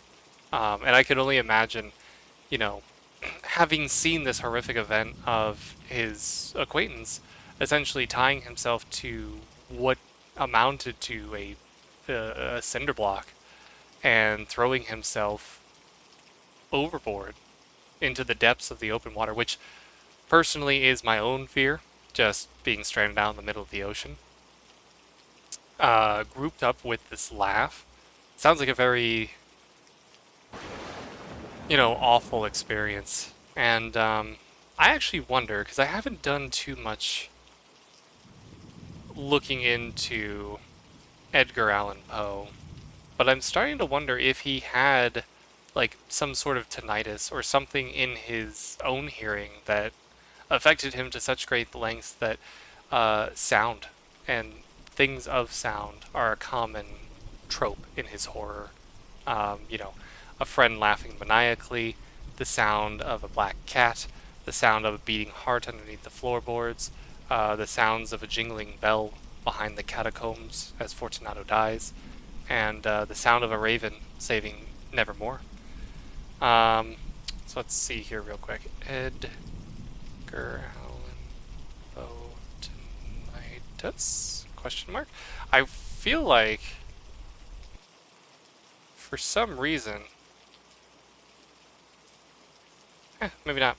But either way, definitely be something interesting to look into. Yeah, that was a good one. Again, I kind of called it when I first read this story. Basically, when it said the box smelled, I'm like, okay, yes, there's definitely a dead body of some sort in there. And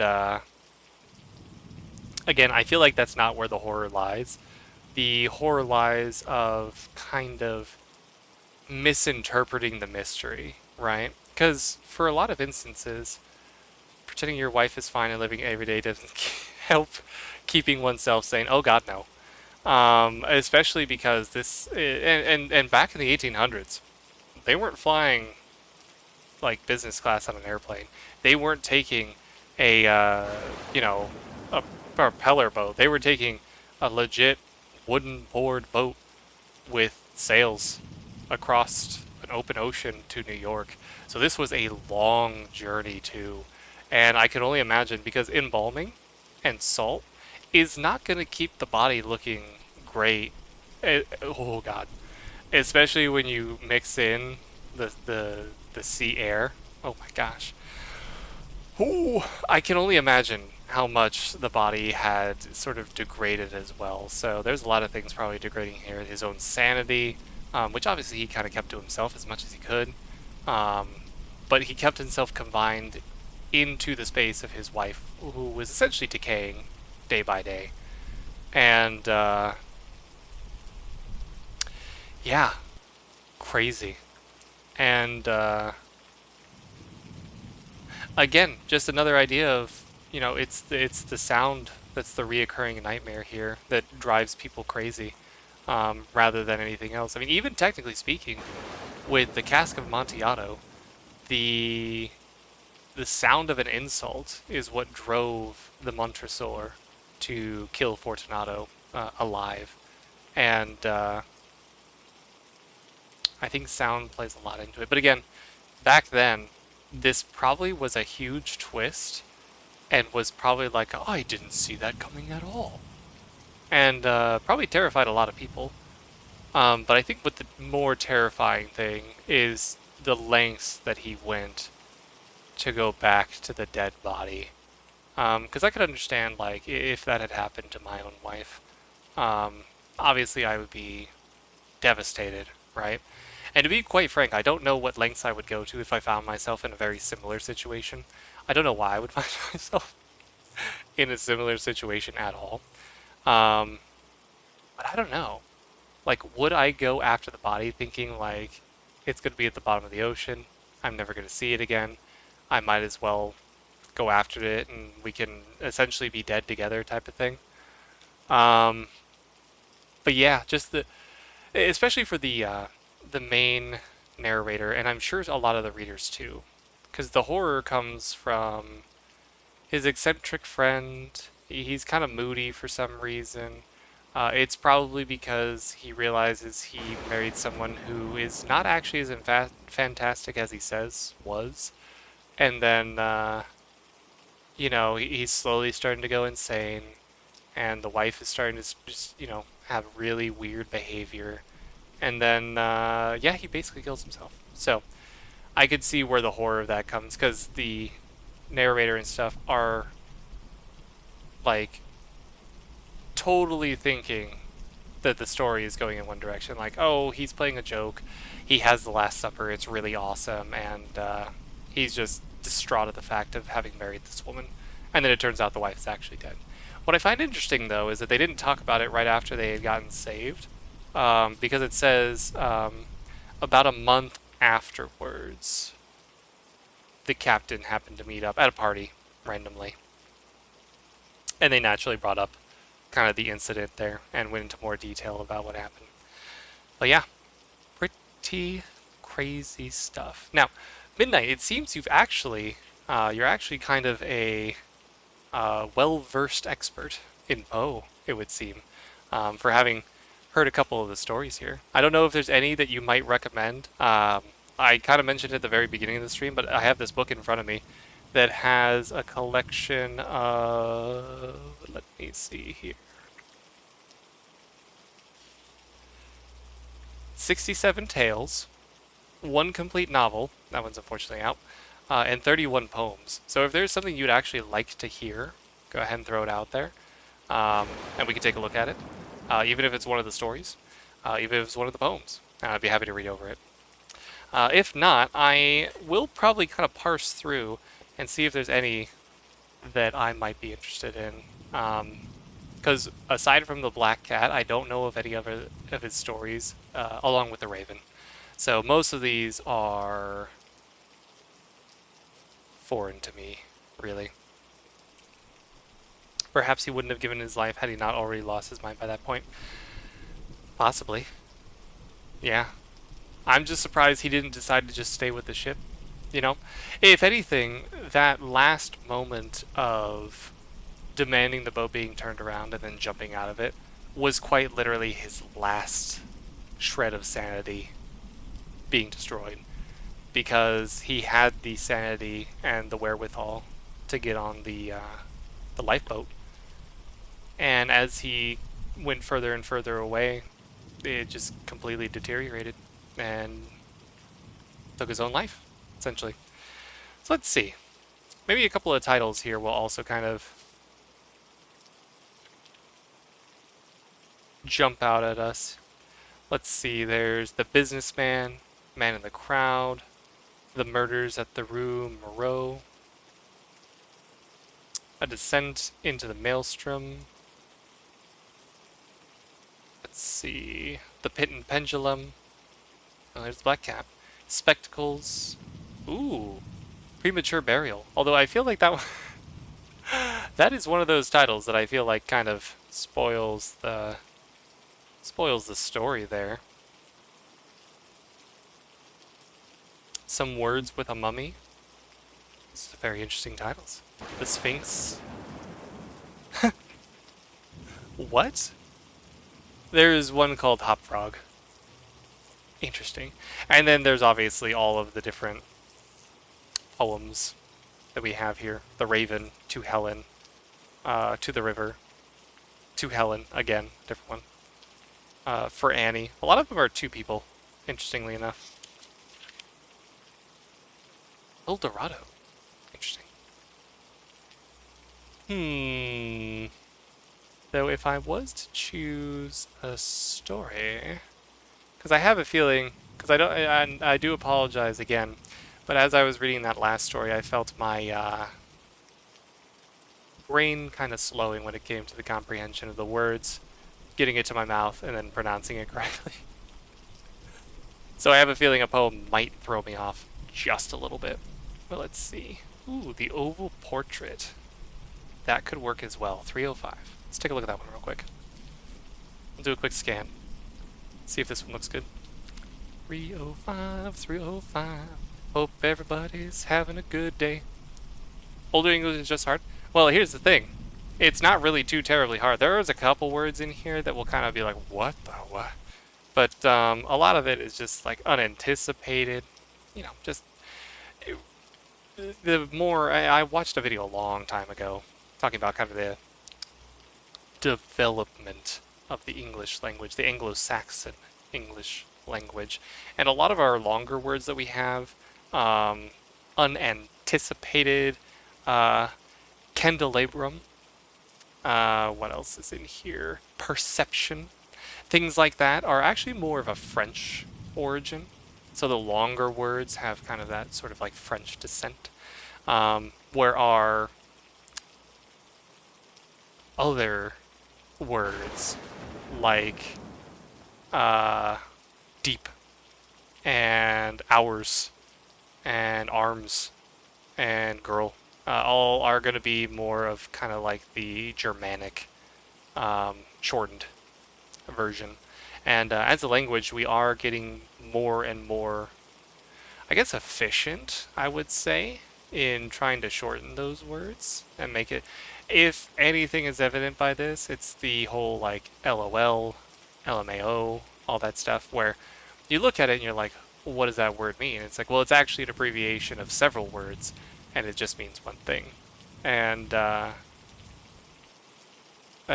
funnily enough, the guy that was talking about it was like, even words that are already short, we're making even shorter. So it goes from like okay to okay, and so OKAY to just literally O and K to just K. I'm kind of guilty of this myself, just using kind of those short things. But anyway, yeah, a lot of the, it's really I would say rewarding to kind of read these older stories. Return to Monkey. Grunt and be understood. Ooh, ooh. Yeah. A lot of these older stories, I would argue, are definitely worth reading just for those random words that'll pop out and you'll be like, what on earth does that mean? But yeah, let's perhaps check out this one.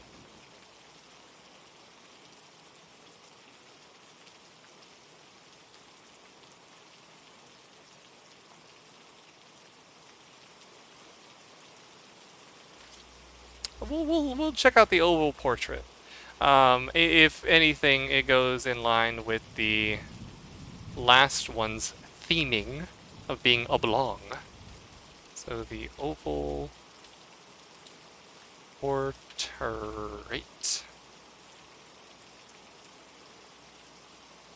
Did I spell that right? Portrait. Yes. One of the things I hate the most is just my own lack of kind of spellings. Sometimes. I have turned off my autocorrect in an attempt to try and catch my misspellings and learn the words rather than just rely on a machine to do it for me. It's helped a little, but I'm sure you'll see a couple of tweets of mine that are just like, I'm sure he meant something else by that. But here we go. Forewarning, I have no idea what this one's about, so we shall see, and we will go from there. The chateau into which my valet had ventured to make forcible entrance rather than permit me, in my desperately wounded condition, to pass a night in the open air was one of those piles of commingled gloom and grandeur which have so long frowned among the pennies, not less, in fact, in the fancy of Mrs. Radcliffe. Oh, Daniel. Uh, to all appearance, it had been temporarily and very lately abandoned. We established ourselves in one of the smallest and least sumptuously furnished apartments. It lay in a remote turret of the building. Its decorations were rich, yet tattered and antique. Its walls were hung with tapestry and beckoned with the manifold and the multiform and memorial trophies, altogether with an unusually great number of very spirited modern paintings in frames of rich golden arabesque. In these paintings, which deepened from the walls, not only in their main surfaces, but in the very many nooks which the bizarre architecture of the chateau rendered necessary. In these paintings, my incipient delirium perhaps had caused me to take deep interest. So I bade Pedro to close the heavy shutters of the room, since it was already night, to light the tongues of a tall candelabrum which stood by the head of my bed, and throw open far and wide the frigid curtains of the black velvet which enveloped the bed itself. I wished all this done that I might resign myself, if not to sleep, at least to alternatively to the contemplation of these pictures, and the perusal of a small volume which had been found upon the pillow, and which purported to citricize and describe them. Long, long I read, and devoutly I gazed. Rapidly and gloriously the hours flew by, and the deep midnight came. Hey! Midnight reference. The position of the candelabrum displeased me, and outstretching my hand with difficulty, rather than disturb my slumbering valet, I placed it so as to throw its rays more forcefully upon the book. But the action produced an effect altogether unanticipated. The rays of the numerous candles, for there were many, now fell within a niche of the room which had hitherto been thrown into deep shade by one of the bedposts. I thus saw in vivid light a picture all unnoticed before. It was the portrait of a young girl just ripening into womanhood. I glanced at the painting hurriedly and then closed my eyes. Why I did this, was not at first apparent, even to my own perception. But while my lids remained thus shut, I ran over my mind my reason for shutting them. It was an impulsive movement to gain time for thought, to make sure that my vision had not deceived me, to calm and subdue my fancy for a more sober and more certain gaze. In a very few moments I again looked fixedly at the paintings. Now that I now saw aright, I could not and would not doubt, for the first flashing of the candles on the cabinets had seemed to dissipate the dreamy stupor for which was stealing over my senses, and startle me all at once into waking life. The portrait, I have already said, was that of a young girl. It was a mere head and shoulders, done in what was technically termed a vignette matter, much in the style of the favorite heads of Sully. The arms, the bosom, and even the ends of the radiant hair melted imperceptibly into the vague yet deep shadow which formed the background of the whole. The frame was oval and richly gilded in a filigreed in morosque. As a thing of art, nothing could be more admirable than the painting of itself. But it could not have been neither the execution of the work nor the immortal beauty of the countenance which had so suddenly and so vehemently moved me. Least of all, it could not have been that my fancy, shaken from its half-slumber, had mistaken the head of that of a living person. I saw at once the peculiarities of the design, of the vignetting, and of the frame must have instantly dispelled such an idea,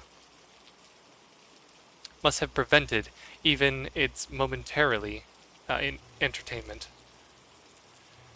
Thinking earnestly upon these points, I remained for an hour, half sitting, half reclining, with my vision riveted upon the portrait. At length, satisfied with the true secret of its effect, I fell back within the bed.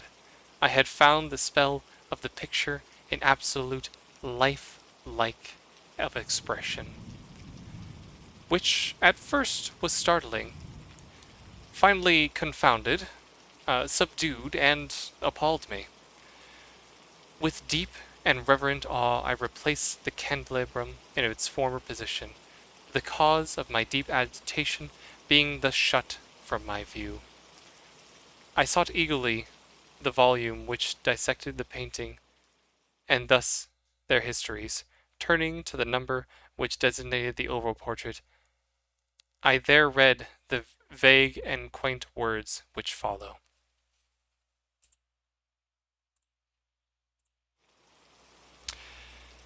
She was a maiden of rarest beauty, and not more lovely than full of glee, and evil was the hour when she saw and loved and wedded the painter. He, passionate, studious, austere, and having already a bride in his art; she, a maiden of rarest beauty, and not more lovely than full of glee, all light and smiles, and frolicsome as the young fawn, loving and cheering all things, hating only the art which was her rival, dreading only the palette and brushes and other outward untoward instruments which deprived her the countenance of her lover. It was thus a terrible thing for the lady to hear the painter speak of his desire to portray even his young bride. But she was humble and obedient, and sat meekly for many weeks in the dark, high-turret chamber, where the light dripped on the pale canvas from overhead. But he, the painter, took glory in his work, which went on from hour to hour, from day to day. And he was passionate, and wild, and a moody man, who became lost in his reveries, so that he would not see the light which fell so ghastly in that lone turret, whither the heath, the spirits of his bride, who visibly to all but him. Yet she smiled, on and still on, uncomplaining, because she saw that the painter, who had high renown, took a fervid and burning pleasure in his task, and wrought day and night to depict her who loved him so, who so loved him, yet who grew daily more dispirited and weak.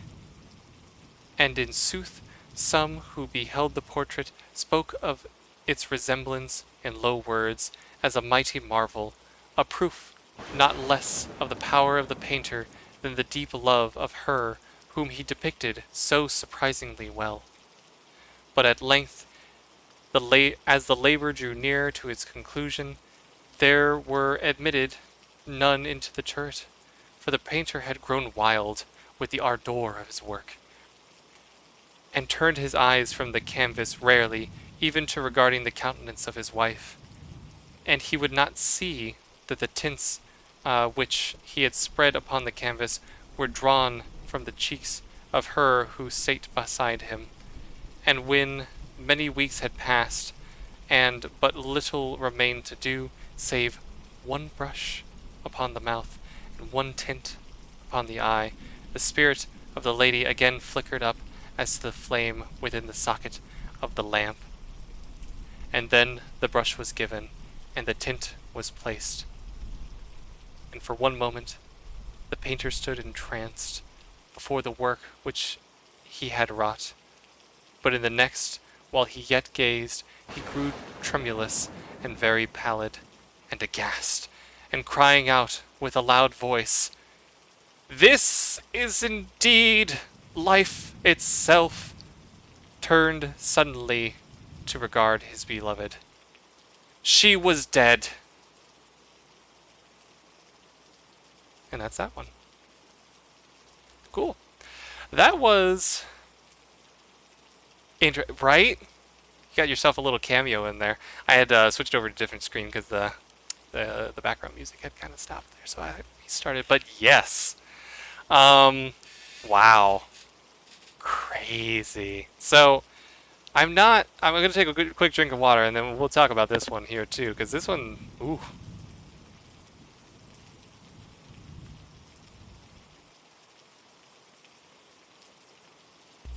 That's crazy. So, essentially, if I'm reading this correctly and understanding it, the painter locked himself in this tower with his bride for so long, and she was so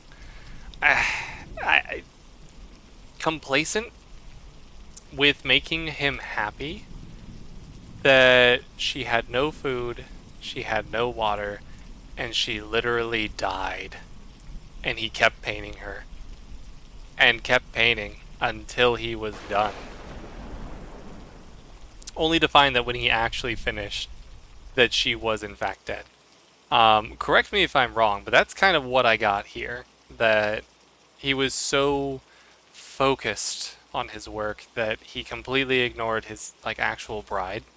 And when he finished, turns out she was dead because nobody was allowed up into the room. Nobody could see oh hey, dude, she kind of needs to eat some stuff, you know. And I think the crazy thing about that is that a lot of older paintings, they all have this kind of expression, you know? This expression of just no expression. Expressionless. Now where that comes from obviously is because they have to sit there for hours while the painter does their stuff.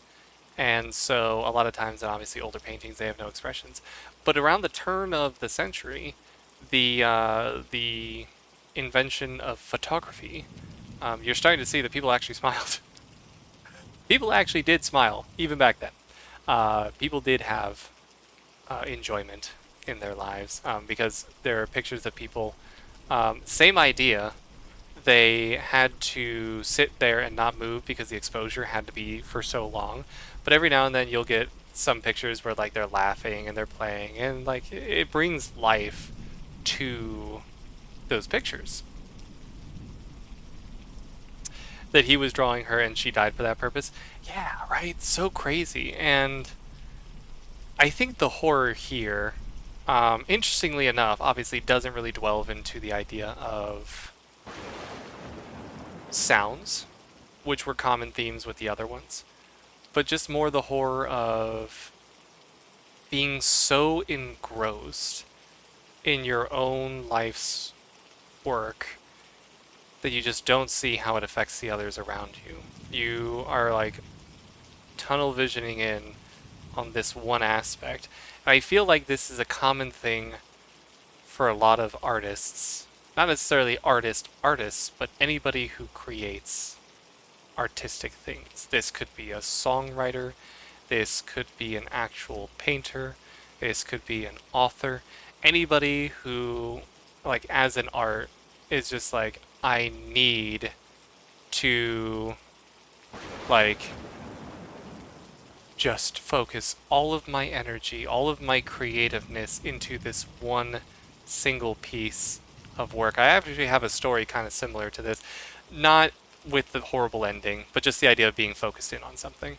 And, oh wow, you'll probably actually be the second person that kind of learns this lore uh, about me. But, and also if Reese's still here, will also be another person in on it.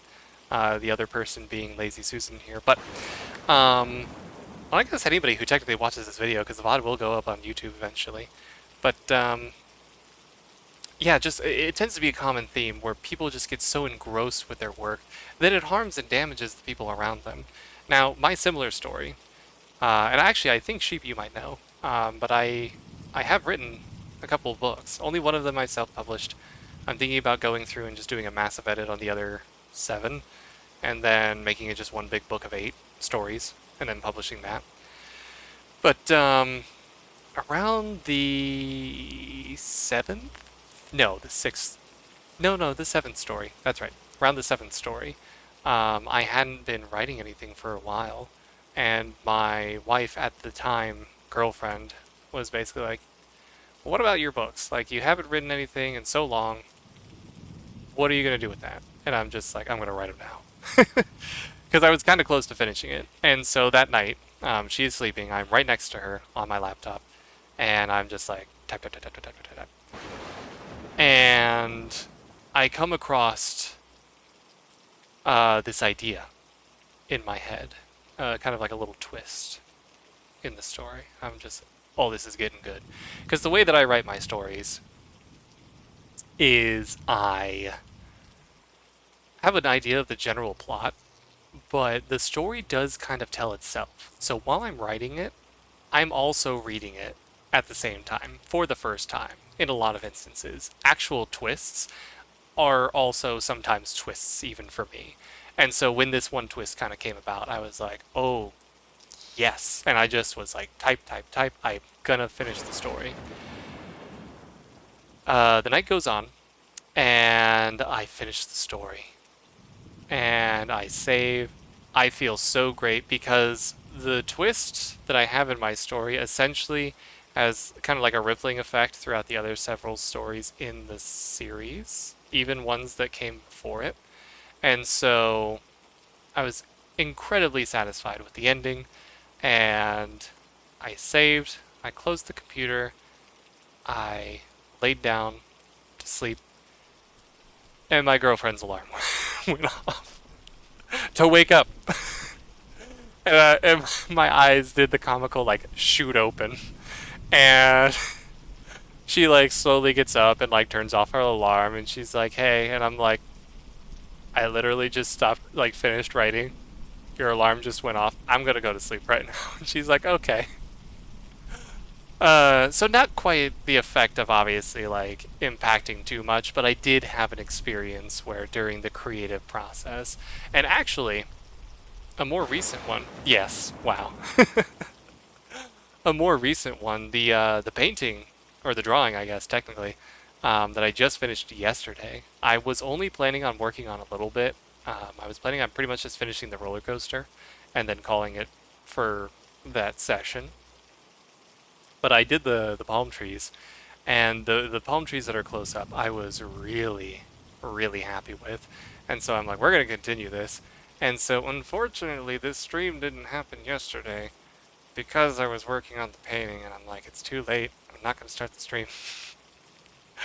So I guess technically it had its own effect on myself because I was like, I am so invested in this creative process right now.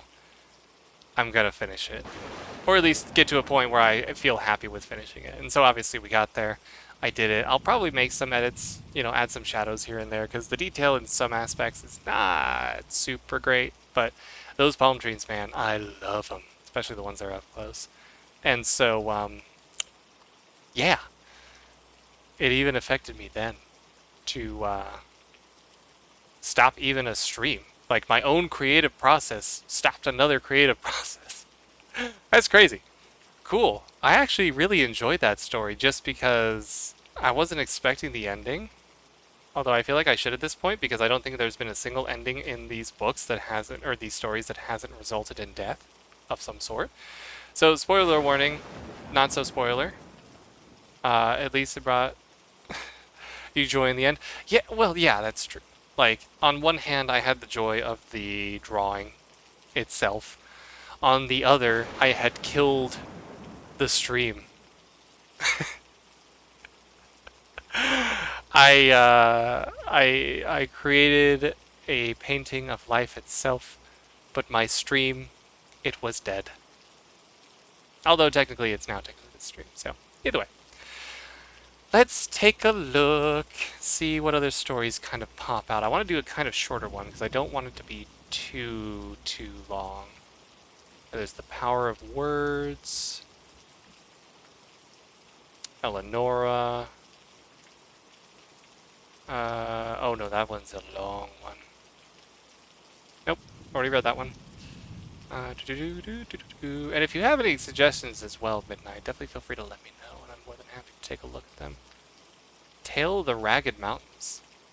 That could be interesting. $3.95. Because this one seems, a lot of these seem to be focused around like artists and people of a high standing culture. I forgot the number of the story. $3.95, I think. Correct me if I'm wrong. $3.95. There we go. And so this one seems like it'll be a little bit more interesting because it's quite literally a cabin in the woods type situation just from the title of it alone. Tale of the Ragged Mountains. Let's make sure. Okay, it's got a couple pages to it. And just to let you know, there may be some awkward pauses at some point. I was kind of briefly glancing through some of the other stories. One of them that came up was the Golden Bug. In the story, while I was just kind of like speed glancing, it does drop the hard N-bomb.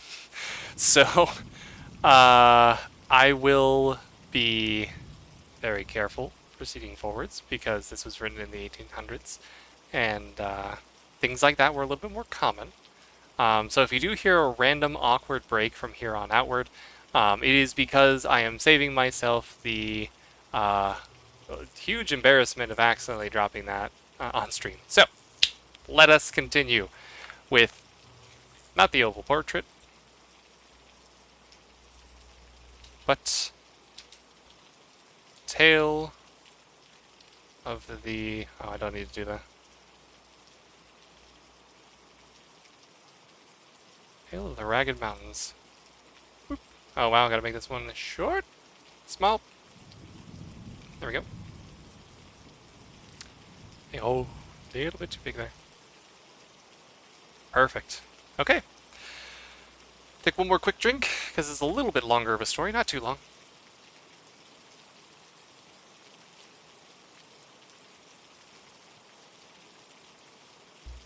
There we go.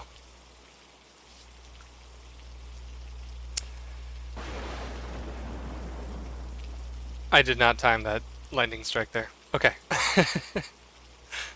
During the fall of the year of 1827, while residing near Charlottesville, Virginia, I casually made the acquaintance of Mr. Augustus Bedloe. This young gentleman was remarkably in every respect, and excited in me a profound interest and curiosity. I found it impossible to comprehend him, either in his moral or physical relations. Of his family I could obtain no satisfactory account. Whence he came I never ascertained, even about his age. Although I called him a young gentleman, there was something which perplexed me in no little degree. He certainly seemed young, and he even made a point of speaking of his youth. Yet there were moments when I should have had a little trouble in imagining him 100 years of age. But in no regard was he more peculiar than in his personal appearance. He was singularly tall and thin. He stooped much. His limbs were exceedingly long and emaciated. His forehead was broad and low. His complexion was absolutely bloodless. Sounds like a kazoo. His mouth was large and flexible, kazoo, and his teeth were more widely uneven, although sound, than I had ever before seen teeth in a human head.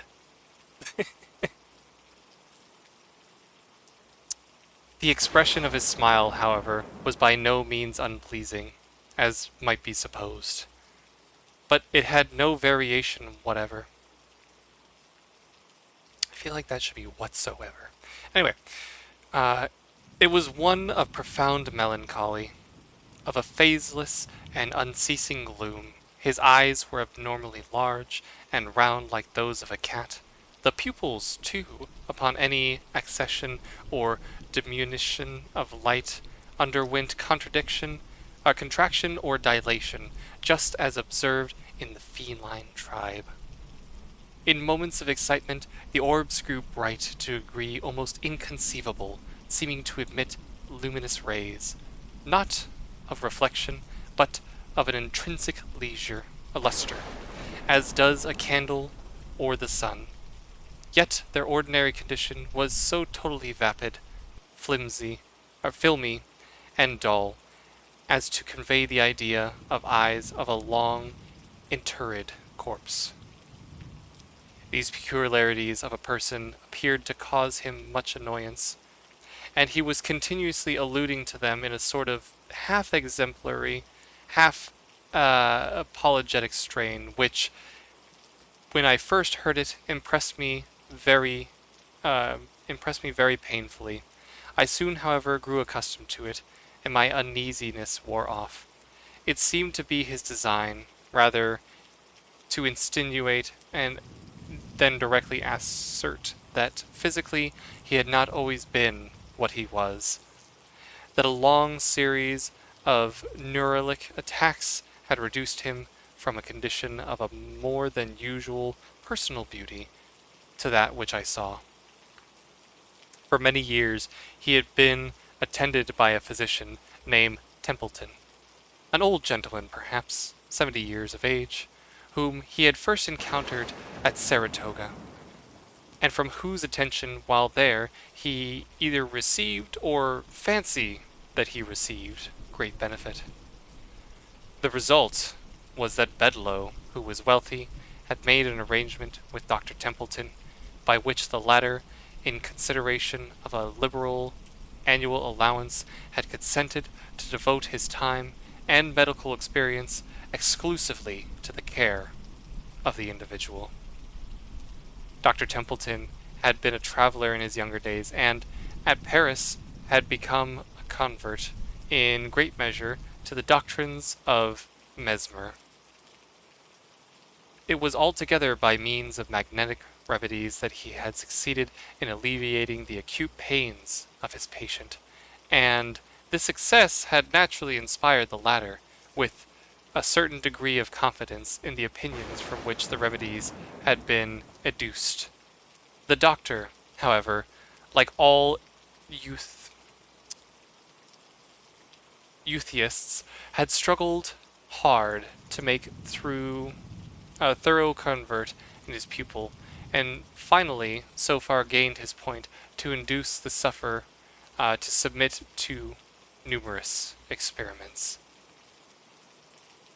By a frequent repetition of these, the result had arisen, which of late days had become so common as to attract little or no attention, but which, at the period at which I write, had very rarely been known in America. I mean to say that between Dr. Templeton and Bedloe, there had grown up, little by little, a very distinct and strongly marked rapport, or magnetic relation. I am not prepared to assert, however, that this rapport extended beyond the limits of simple sleep-producing power, but this power itself had attained great intensity. At the first attempt to induce the magnetic somnolency, the mesmerist entirely failed. In the fifth or sixth, he succeeded very partially, and after long continued effort. Only at the 12th was the triumph complete. After this, the will of the patient succumbed rapidly to that of the physician, so that when I first became acquainted with the two, sleep was brought about almost instantaneously by the mere volition of the operator, which, when the invalid was unaware of his presence. It is only now, in the year of 1845, when similar miracles are witnessed daily by thousands, that I dare venture to record this apparent impossibility as a matter of serious fact. The temperament of Bedloe was, in the highest degree, sensitive, excitable, enthusiastic. His imagination was singularly vigorous and creative, and no doubt it was derived additional force from the habitual use of morphine, which he swallowed in great quantity, and without which he would have found it impossible to exist. It was his practice to take a very large dose of it immediately after breakfast, each morning, or rather immediately after a cup of strong coffee. For he ate nothing in the afternoon, and then set forth alone, or attended only by a dog, upon a long ramble along the chain of wild and dreary hills that lie westward and southward of Charlottesville, and are there dignified by the title of the Ragged Mountains. Ooh, good timing. Upon a dim, warm, misty day toward the close of November, and during the strange interregnum of the seasons which America is termed the Indian summer, Mr. Bedloe departed as usual for the hills. The day passed, and still he did not return. About 8 o'clock that night, having become seriously alarmed at his protracted absence, we were setting out in search of him, when he unexpectedly made his appearance in health no worse than usual, and in rather more than ordinary spirits. The account which he gave of his expedition and the events which had detained him was a singular one indeed. "You will remember," he said, "that it is about 9 in the morning when I left Charlottesville. I bent my steps immediately to the mountains, and about 10 I entered the gorge, which was entirely new to me. I followed the windings of this path with much interest. The scenery which presented itself on all sides, though scarcely entitled to be called grand, had about it an indescribable, and to me, a delicious aspect of dreary desolation. The solitude seemed absolutely virgin, and I could not help believing that the green sods and the grey rocks upon which I trod had been trodden never before by the foot of human beings. So entirely secluded, and in fact inaccessible, except through a series of accidents, is the entrance of the ravine, that is by no means impossible, that I was indeed the first adventurer, and the first and sole adventurer who had ever penetrated its recesses. The thick and peculiar mist or smoke which distinguished the Indian summer, and which now hung heavily over all objects, served, no doubt, to deepen the vague impressions which these objects created. So dense this pleasant fog that I could at no time see more than a dozen yards in the front of the path in front of me. This path was excessively sinuous, and as the sun could not be seen, I soon lost all idea of direction in which I journeyed. In the meantime, the morphine had its customary effect, that of enduing all of the external world with an intensity of interest. In the quivering of a leaf, in the humming of a bee, in the glimmering of a dewdrop, in the breathing of the wind, in the faint odors came up from the forest, there came a whole universe of suggestion, a gay and motley train of rhapsodical and methodical thought. Busied in all this, I walked for several hours, during which the mist deepened around me to so great an extent that at length I was reduced to an absolute groping of the way. And now an indescribable uneasiness possessed me, a species of nervous hesitation and tremor. I feared to tread, lest I should precipitate into some abyss. I remembered, too, strange stories told about the ragged hills, and of the uncouth and fierce races of men who tenanted their groves and caverns. A thousand vague fancies oppressed and discouraged me. Fancies of the more distressing became vague. Very suddenly my attention was arrested by the loud beating of a drum.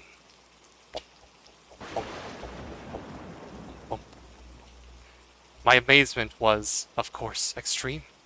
A drum in the hills was a thing unknown. I could not have been more surprised at the sound of the drum of the archangel, but a new and still more astounding source of interest, my perplexity, arose. There came a wild rattling or jingling sound, as if a bunch of large keys, and upon the instant of a dusky-visaged and half-naked man rushed past me with a shriek. He came so close to my person that I felt his hot breath upon my face. He bore in one hand an instrument composed an assemblage of steel rings, and shook them vigorously as he ran. Scarcely had he disappeared in the mist before, panting after him, with open mouth and glaring eyes, there darted huge beast.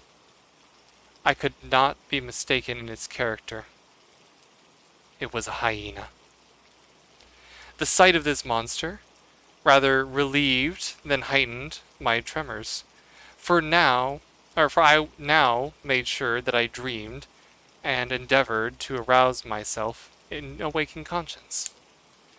I stepped boldly and briskly forward. I rubbed my eyes. I called aloud. I pinched my limbs. A small spring of water presented itself into my view, and here, stooping, I bathed my hands and my head and my neck. This seemed to dissipate the equivocal sensations with it here had thrown annoyed me. I arose, and, as I thought, a new man, and proceeded steadily and complacently on my unknown way. At length, quite overcome by exertion, and by a certain oppressive closeness of the atmosphere, I seated myself beneath a tree. Presently there came a feeble gleam of sunshine, and the shadow of the leaves of the tree fell faintly but definitely upon the grass. At this shadow I gazed wondering for many minutes. Its character stupefied me with astoundment. I looked upward. The tree was a palm. I now arose hurriedly, and in a state of fearful agitation, for the fancy that I dreamed would serve me no longer. I saw, I felt, I had a perfect command of my senses, and these senses now brought to my soul a world of novel and singular sensation. The heat became all at once intolerable, and a strange odor loaded the breeze. A low, continuous murmur, like that arising from a full but gently flowing river, came to my ears, intermingled with the peculiar hum of the multi-studious human voices. While I listened in an extremity of astonishment which I need not attempt to describe, a strong but brief gust of wind bore off the incumbent fog as if by wand of an enchanter. I found myself at the foot of a high mountain, and looking down into a vast plain, through which wound a majestic river. On the margin of this river stood an eastern-looking city, such as we read in the Arabian tales, but out of character even more singularly than any of there were described. From this position I was far above the level of my own, far above the level of the town. I could perceive its every nook and corner, as if delineated on a map. The streets seemed innumerable, and crossed each other irregularly in all directions, but were rather long winding alleys than streets, and absolutely swarmed with inhabitants. The houses were wildly picturesque, and on every hand was a wilderness of balconies and verandas and minarets and shrines and fantastically covered oriels. Bazaars abounded, and in these were displayed rich wares in infinite varieties of profusion, silks, muslins, and the most dazzling cutlery, the most magnificent jewels and gems. Beside these things were seen on all sides banners and palanquins, litters with stately dames closely veiled, elephants gorgeously caparisoned, idols grotesquely hewn, drums, banners, and gongs, spears, silvers, and gilded maces, and amid the crowd and the clamor and the general intricacy and confusion, amid the millions of black and yellow men, turbaned and robed, and of the flowing beard, there roamed countless multitude of holy filtered bulls, while vast legions of filthy but sacred apes clamored, clattered and shrieking about the cornices of the mosques, or clung to the marionettes and oriels. From the swarming streets of the banks of the river, there the descendants innumerable flights of stairs leading to bathing places, while the river itself seemed to force a passage with difficulty through the vast fleets of deeply burthening ships, and that of a wide encumbered its surface. Beyond the limits of the city arose, in frequent majestic groups, the palm and the coca. Other gigantic and weird trees of vast age were there as well, and here and there might have been seen a field of rice, a thatched hut of a peasant, a tank, a stray temple, a gypsy camp, or the solitarily graceful maiden taking her way, with a pitcher upon her head, to the banks of the magnificent river. You will say now, of course, that I dreamed, but not so. What I saw, what I heard, what I felt, what I thought, had about it nothing of the unmistakable idiosyncrasy of the dream. It was all rigorously self-consistent. First, doubting that I was really awake, I entered a series of tests which soon convinced me that I really was. Now, when one dreams, and, in the dream, suspects that he dreams, the suspicion never fails to confirm itself, and the sleeper is almost immediately aroused. Thus, Novalis errs not in saying that we are near waking when we dream that we dream. Had the vision occurred to me as I described it, without my suspecting it as a dream, then the dream might absolutely have been, but occurring as it did, and suspecting the test, and tested as it was, I am forced to class it among other phenomena. In this I am not sure that you are wrong, observed Dr. Templeton. But proceed. You arose and descended into the city. I arose, continued Bedloe, regarding the doctor with an air of profound astonishment. I arose, as you say, and descended into the city. On my way I fell in with an immense populace crowding through every avenue, all in the same direction, and exhibiting in every action the wildest excitement. Very suddenly, and by some inconceivable impulse, I became immensely imbued with a personal interest in what was going on. I seemed to feel that I had an important part to play, without exactly understanding what it was, against the crowd which environed me. However, I experienced a deep sentiment of animosity. I shrank from amid them, and swiftly, by a circuitous path, reached and entered the city. A small party of men, clad in garments half Indian, half European, and offered by gentlemen in uniforms partly British, were engaged at great odds with the swarming rabble of the alleys. I joined the weaker party, arming myself with weapons of a fallen officer, and fighting I knew not with the nervous ferocity of despair. We were soon overpowered by numbers and driven to seek refuge in a species of kiosk.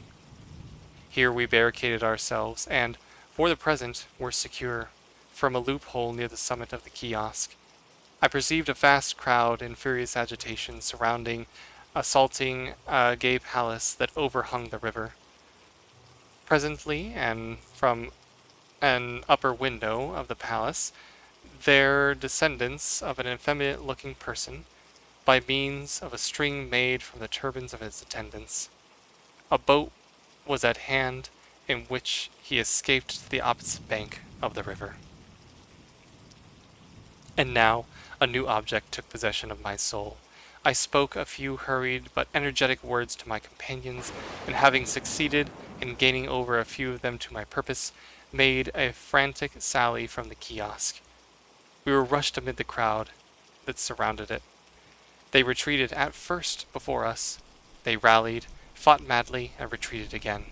In the meantime, we were borne far from the kiosk, and became bewildered and entangled among the narrow streets of the tall overhanging houses, into the recesses of the sun which had never been able to shine. The rabble pressed insidiously upon us, harassing us with their spears, and overwhelming us with flight full of arrows. These latter were very remarkable, and resembled in some respects the riding crease of the Malay.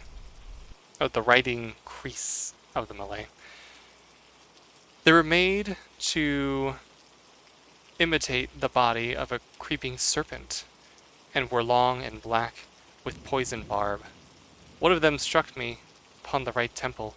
I reared and fell, and instantaneous, a dreadful sickness seized upon me.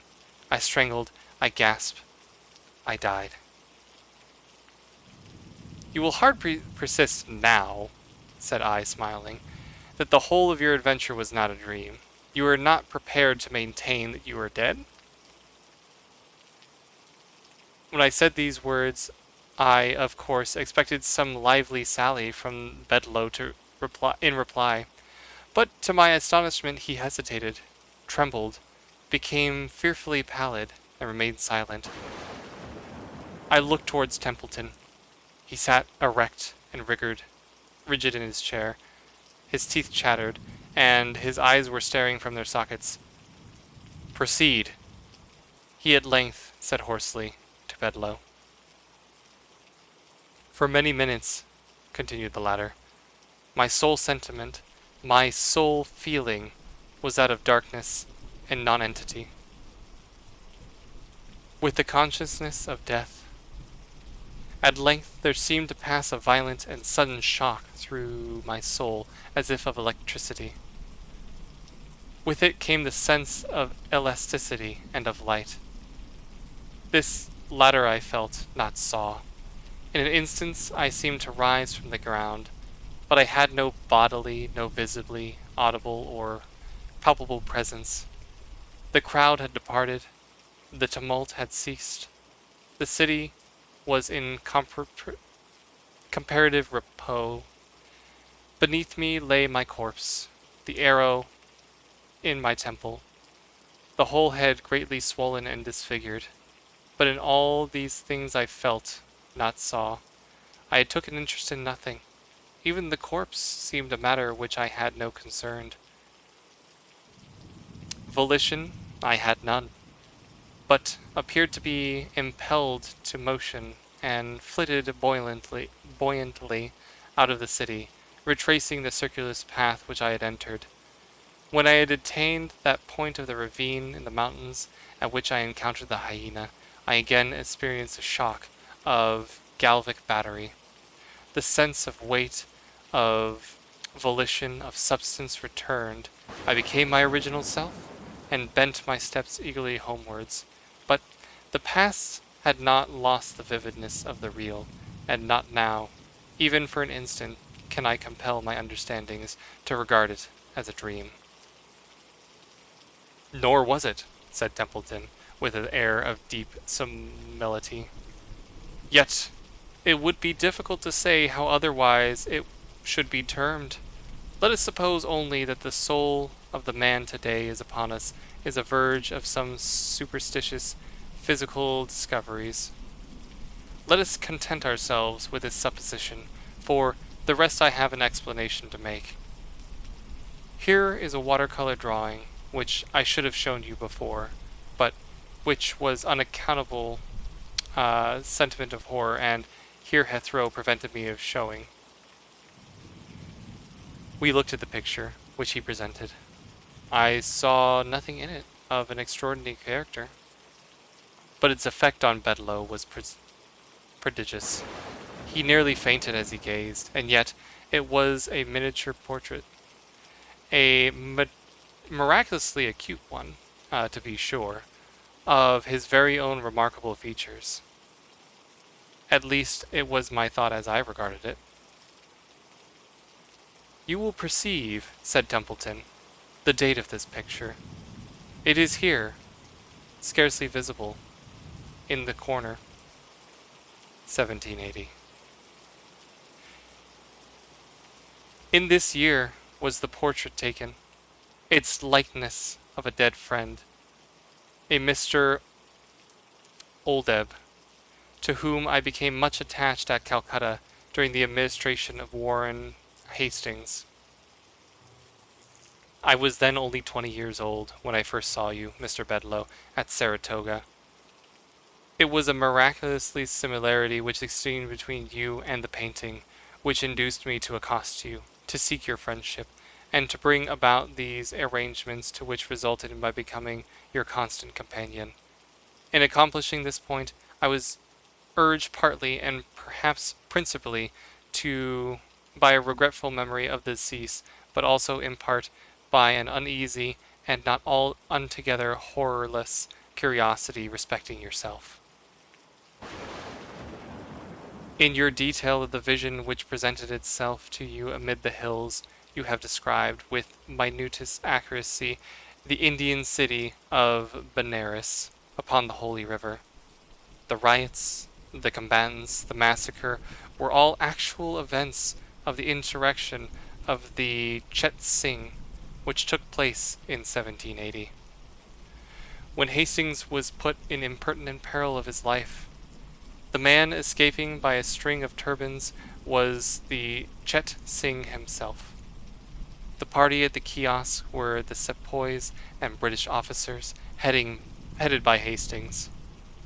Of this party I was one, and I did all I could to prevent the rash and fatal sally of the officer who fell in the crowded alleys by the poisoned arrow of the Bengali. That officer was my dearest friend. It was old Eb. You would perceive that by these manuscripts. Here, the speaker produced a notebook, in which several pages appears to have been freshly written. That at that period in which you'd fancied these amongst the hills, I was engaged in detailing them upon a paper here at home. In about a week after this conversation, The following paragraphs appeared in a Charlottesville paper. We have the painful duty of announcing the death of Mr. Augustus Bedloe, a gentleman whose amiable manners and many virtues have long endeared him to the citizens of Charlottesville. Mr. Bedloe, for some years past, has been subject to neuralgia, which has often threatened to terminate fatally. But this can be regarded as only the immediate cause of the decease. The proximate cause was one of especially singularity.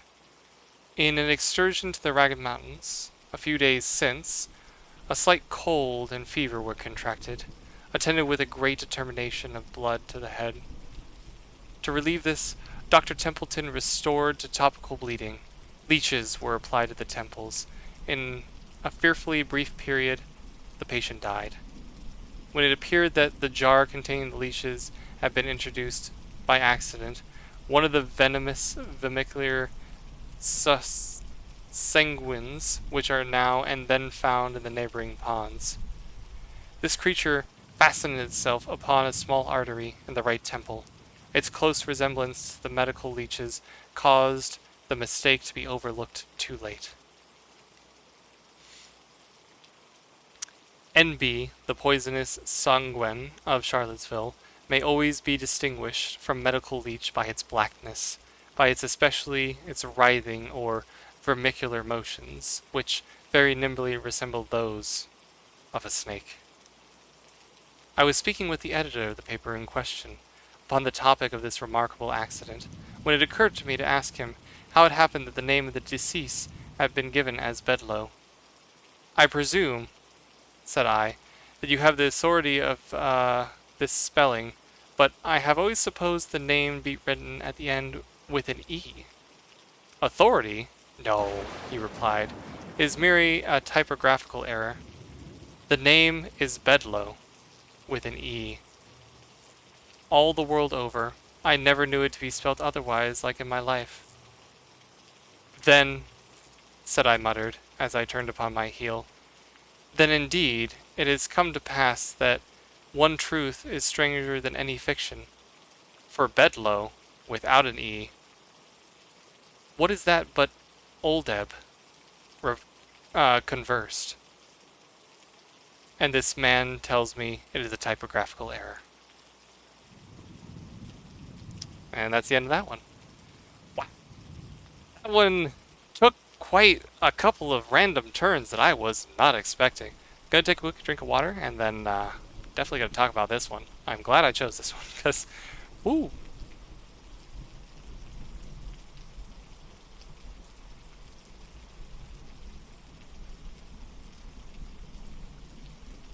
Yeah, this one was by Poe as well. All these stories are by Poe. I have an entire book. I think it was what? I read the front page again here.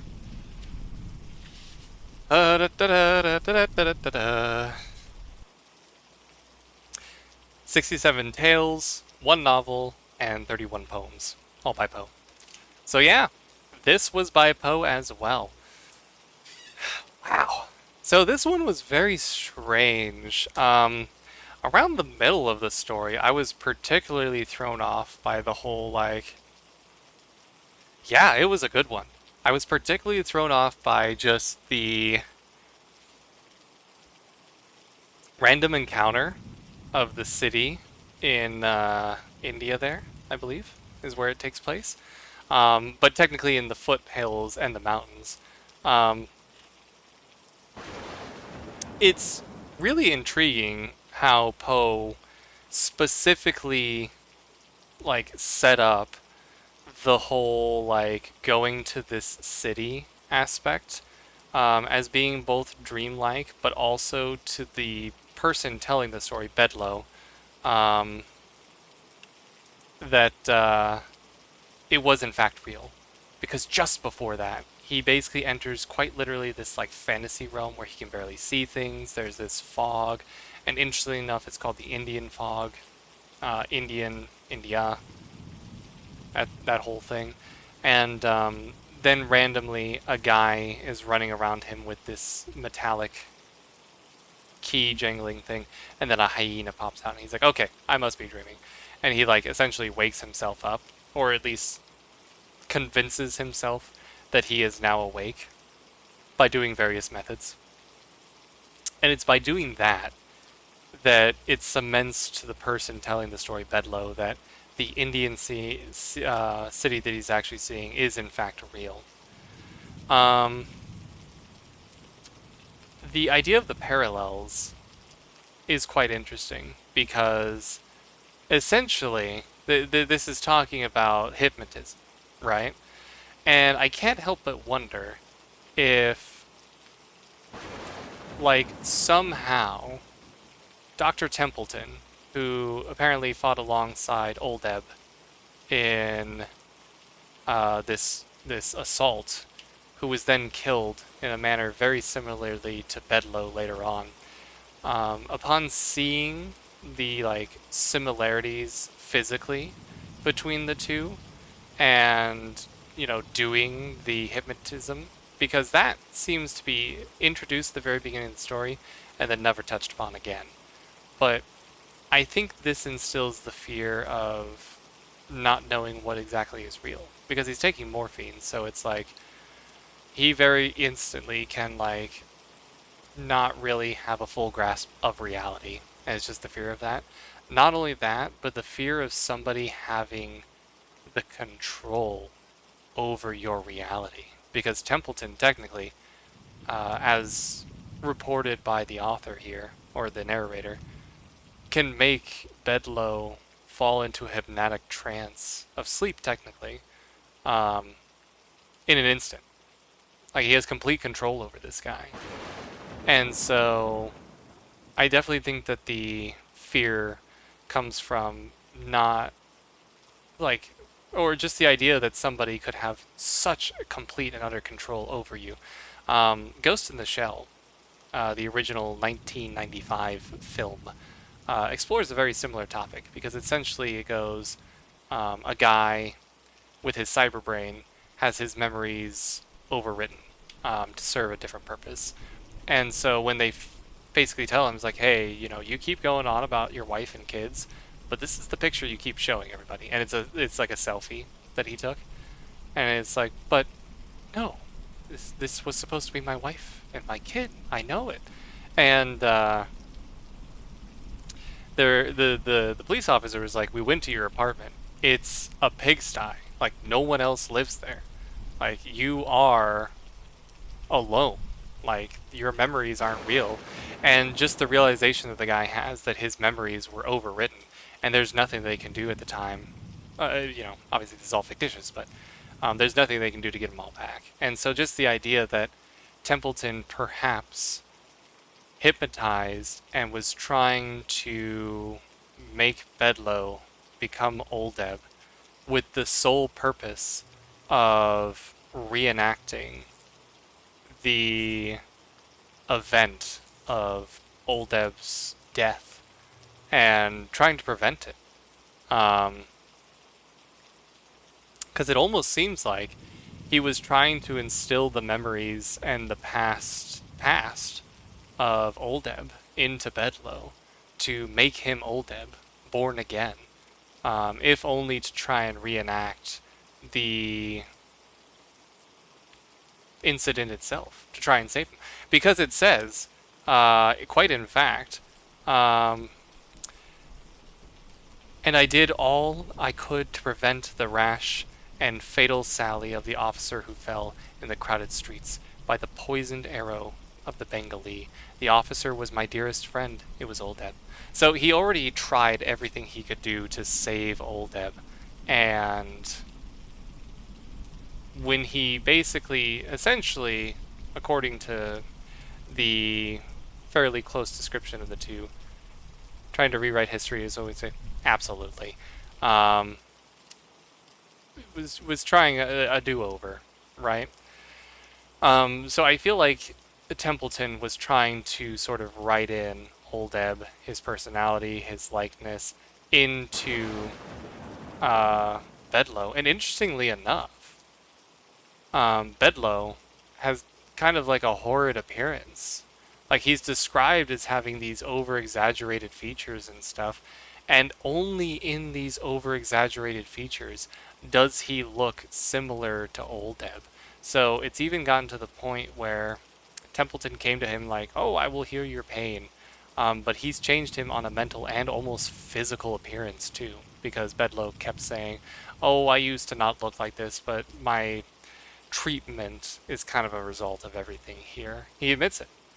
And so, yeah, what a crazy story. I mean, not only in just kind of what it ensues and like what it implies, but just Bedloe's experience himself in the mountains here, in the Ragged Mountains. And there's also that fear of kind of the unknown in certain aspects, because kind of like the oblong box, he said that it was probably an area where no one had ever been before. And so it's very much possible, because there are still tribes down in, I think, South America that have no contact with the outside world other than their kind of area that they hunt in, and so every now and then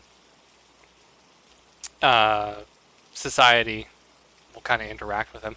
I think the closest they've ever come is a helicopter kind of flying over to take pictures of them, and they still have spears that they're throwing up, and kind of like their clothes are very similar to what would be described as like um, basically like loincloth and stuff like that.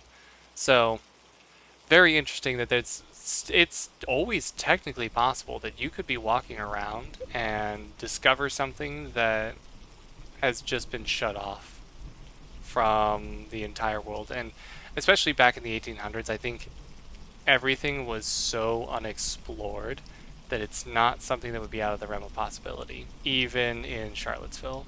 Now, would I say that that city would actually be in Charlottesville?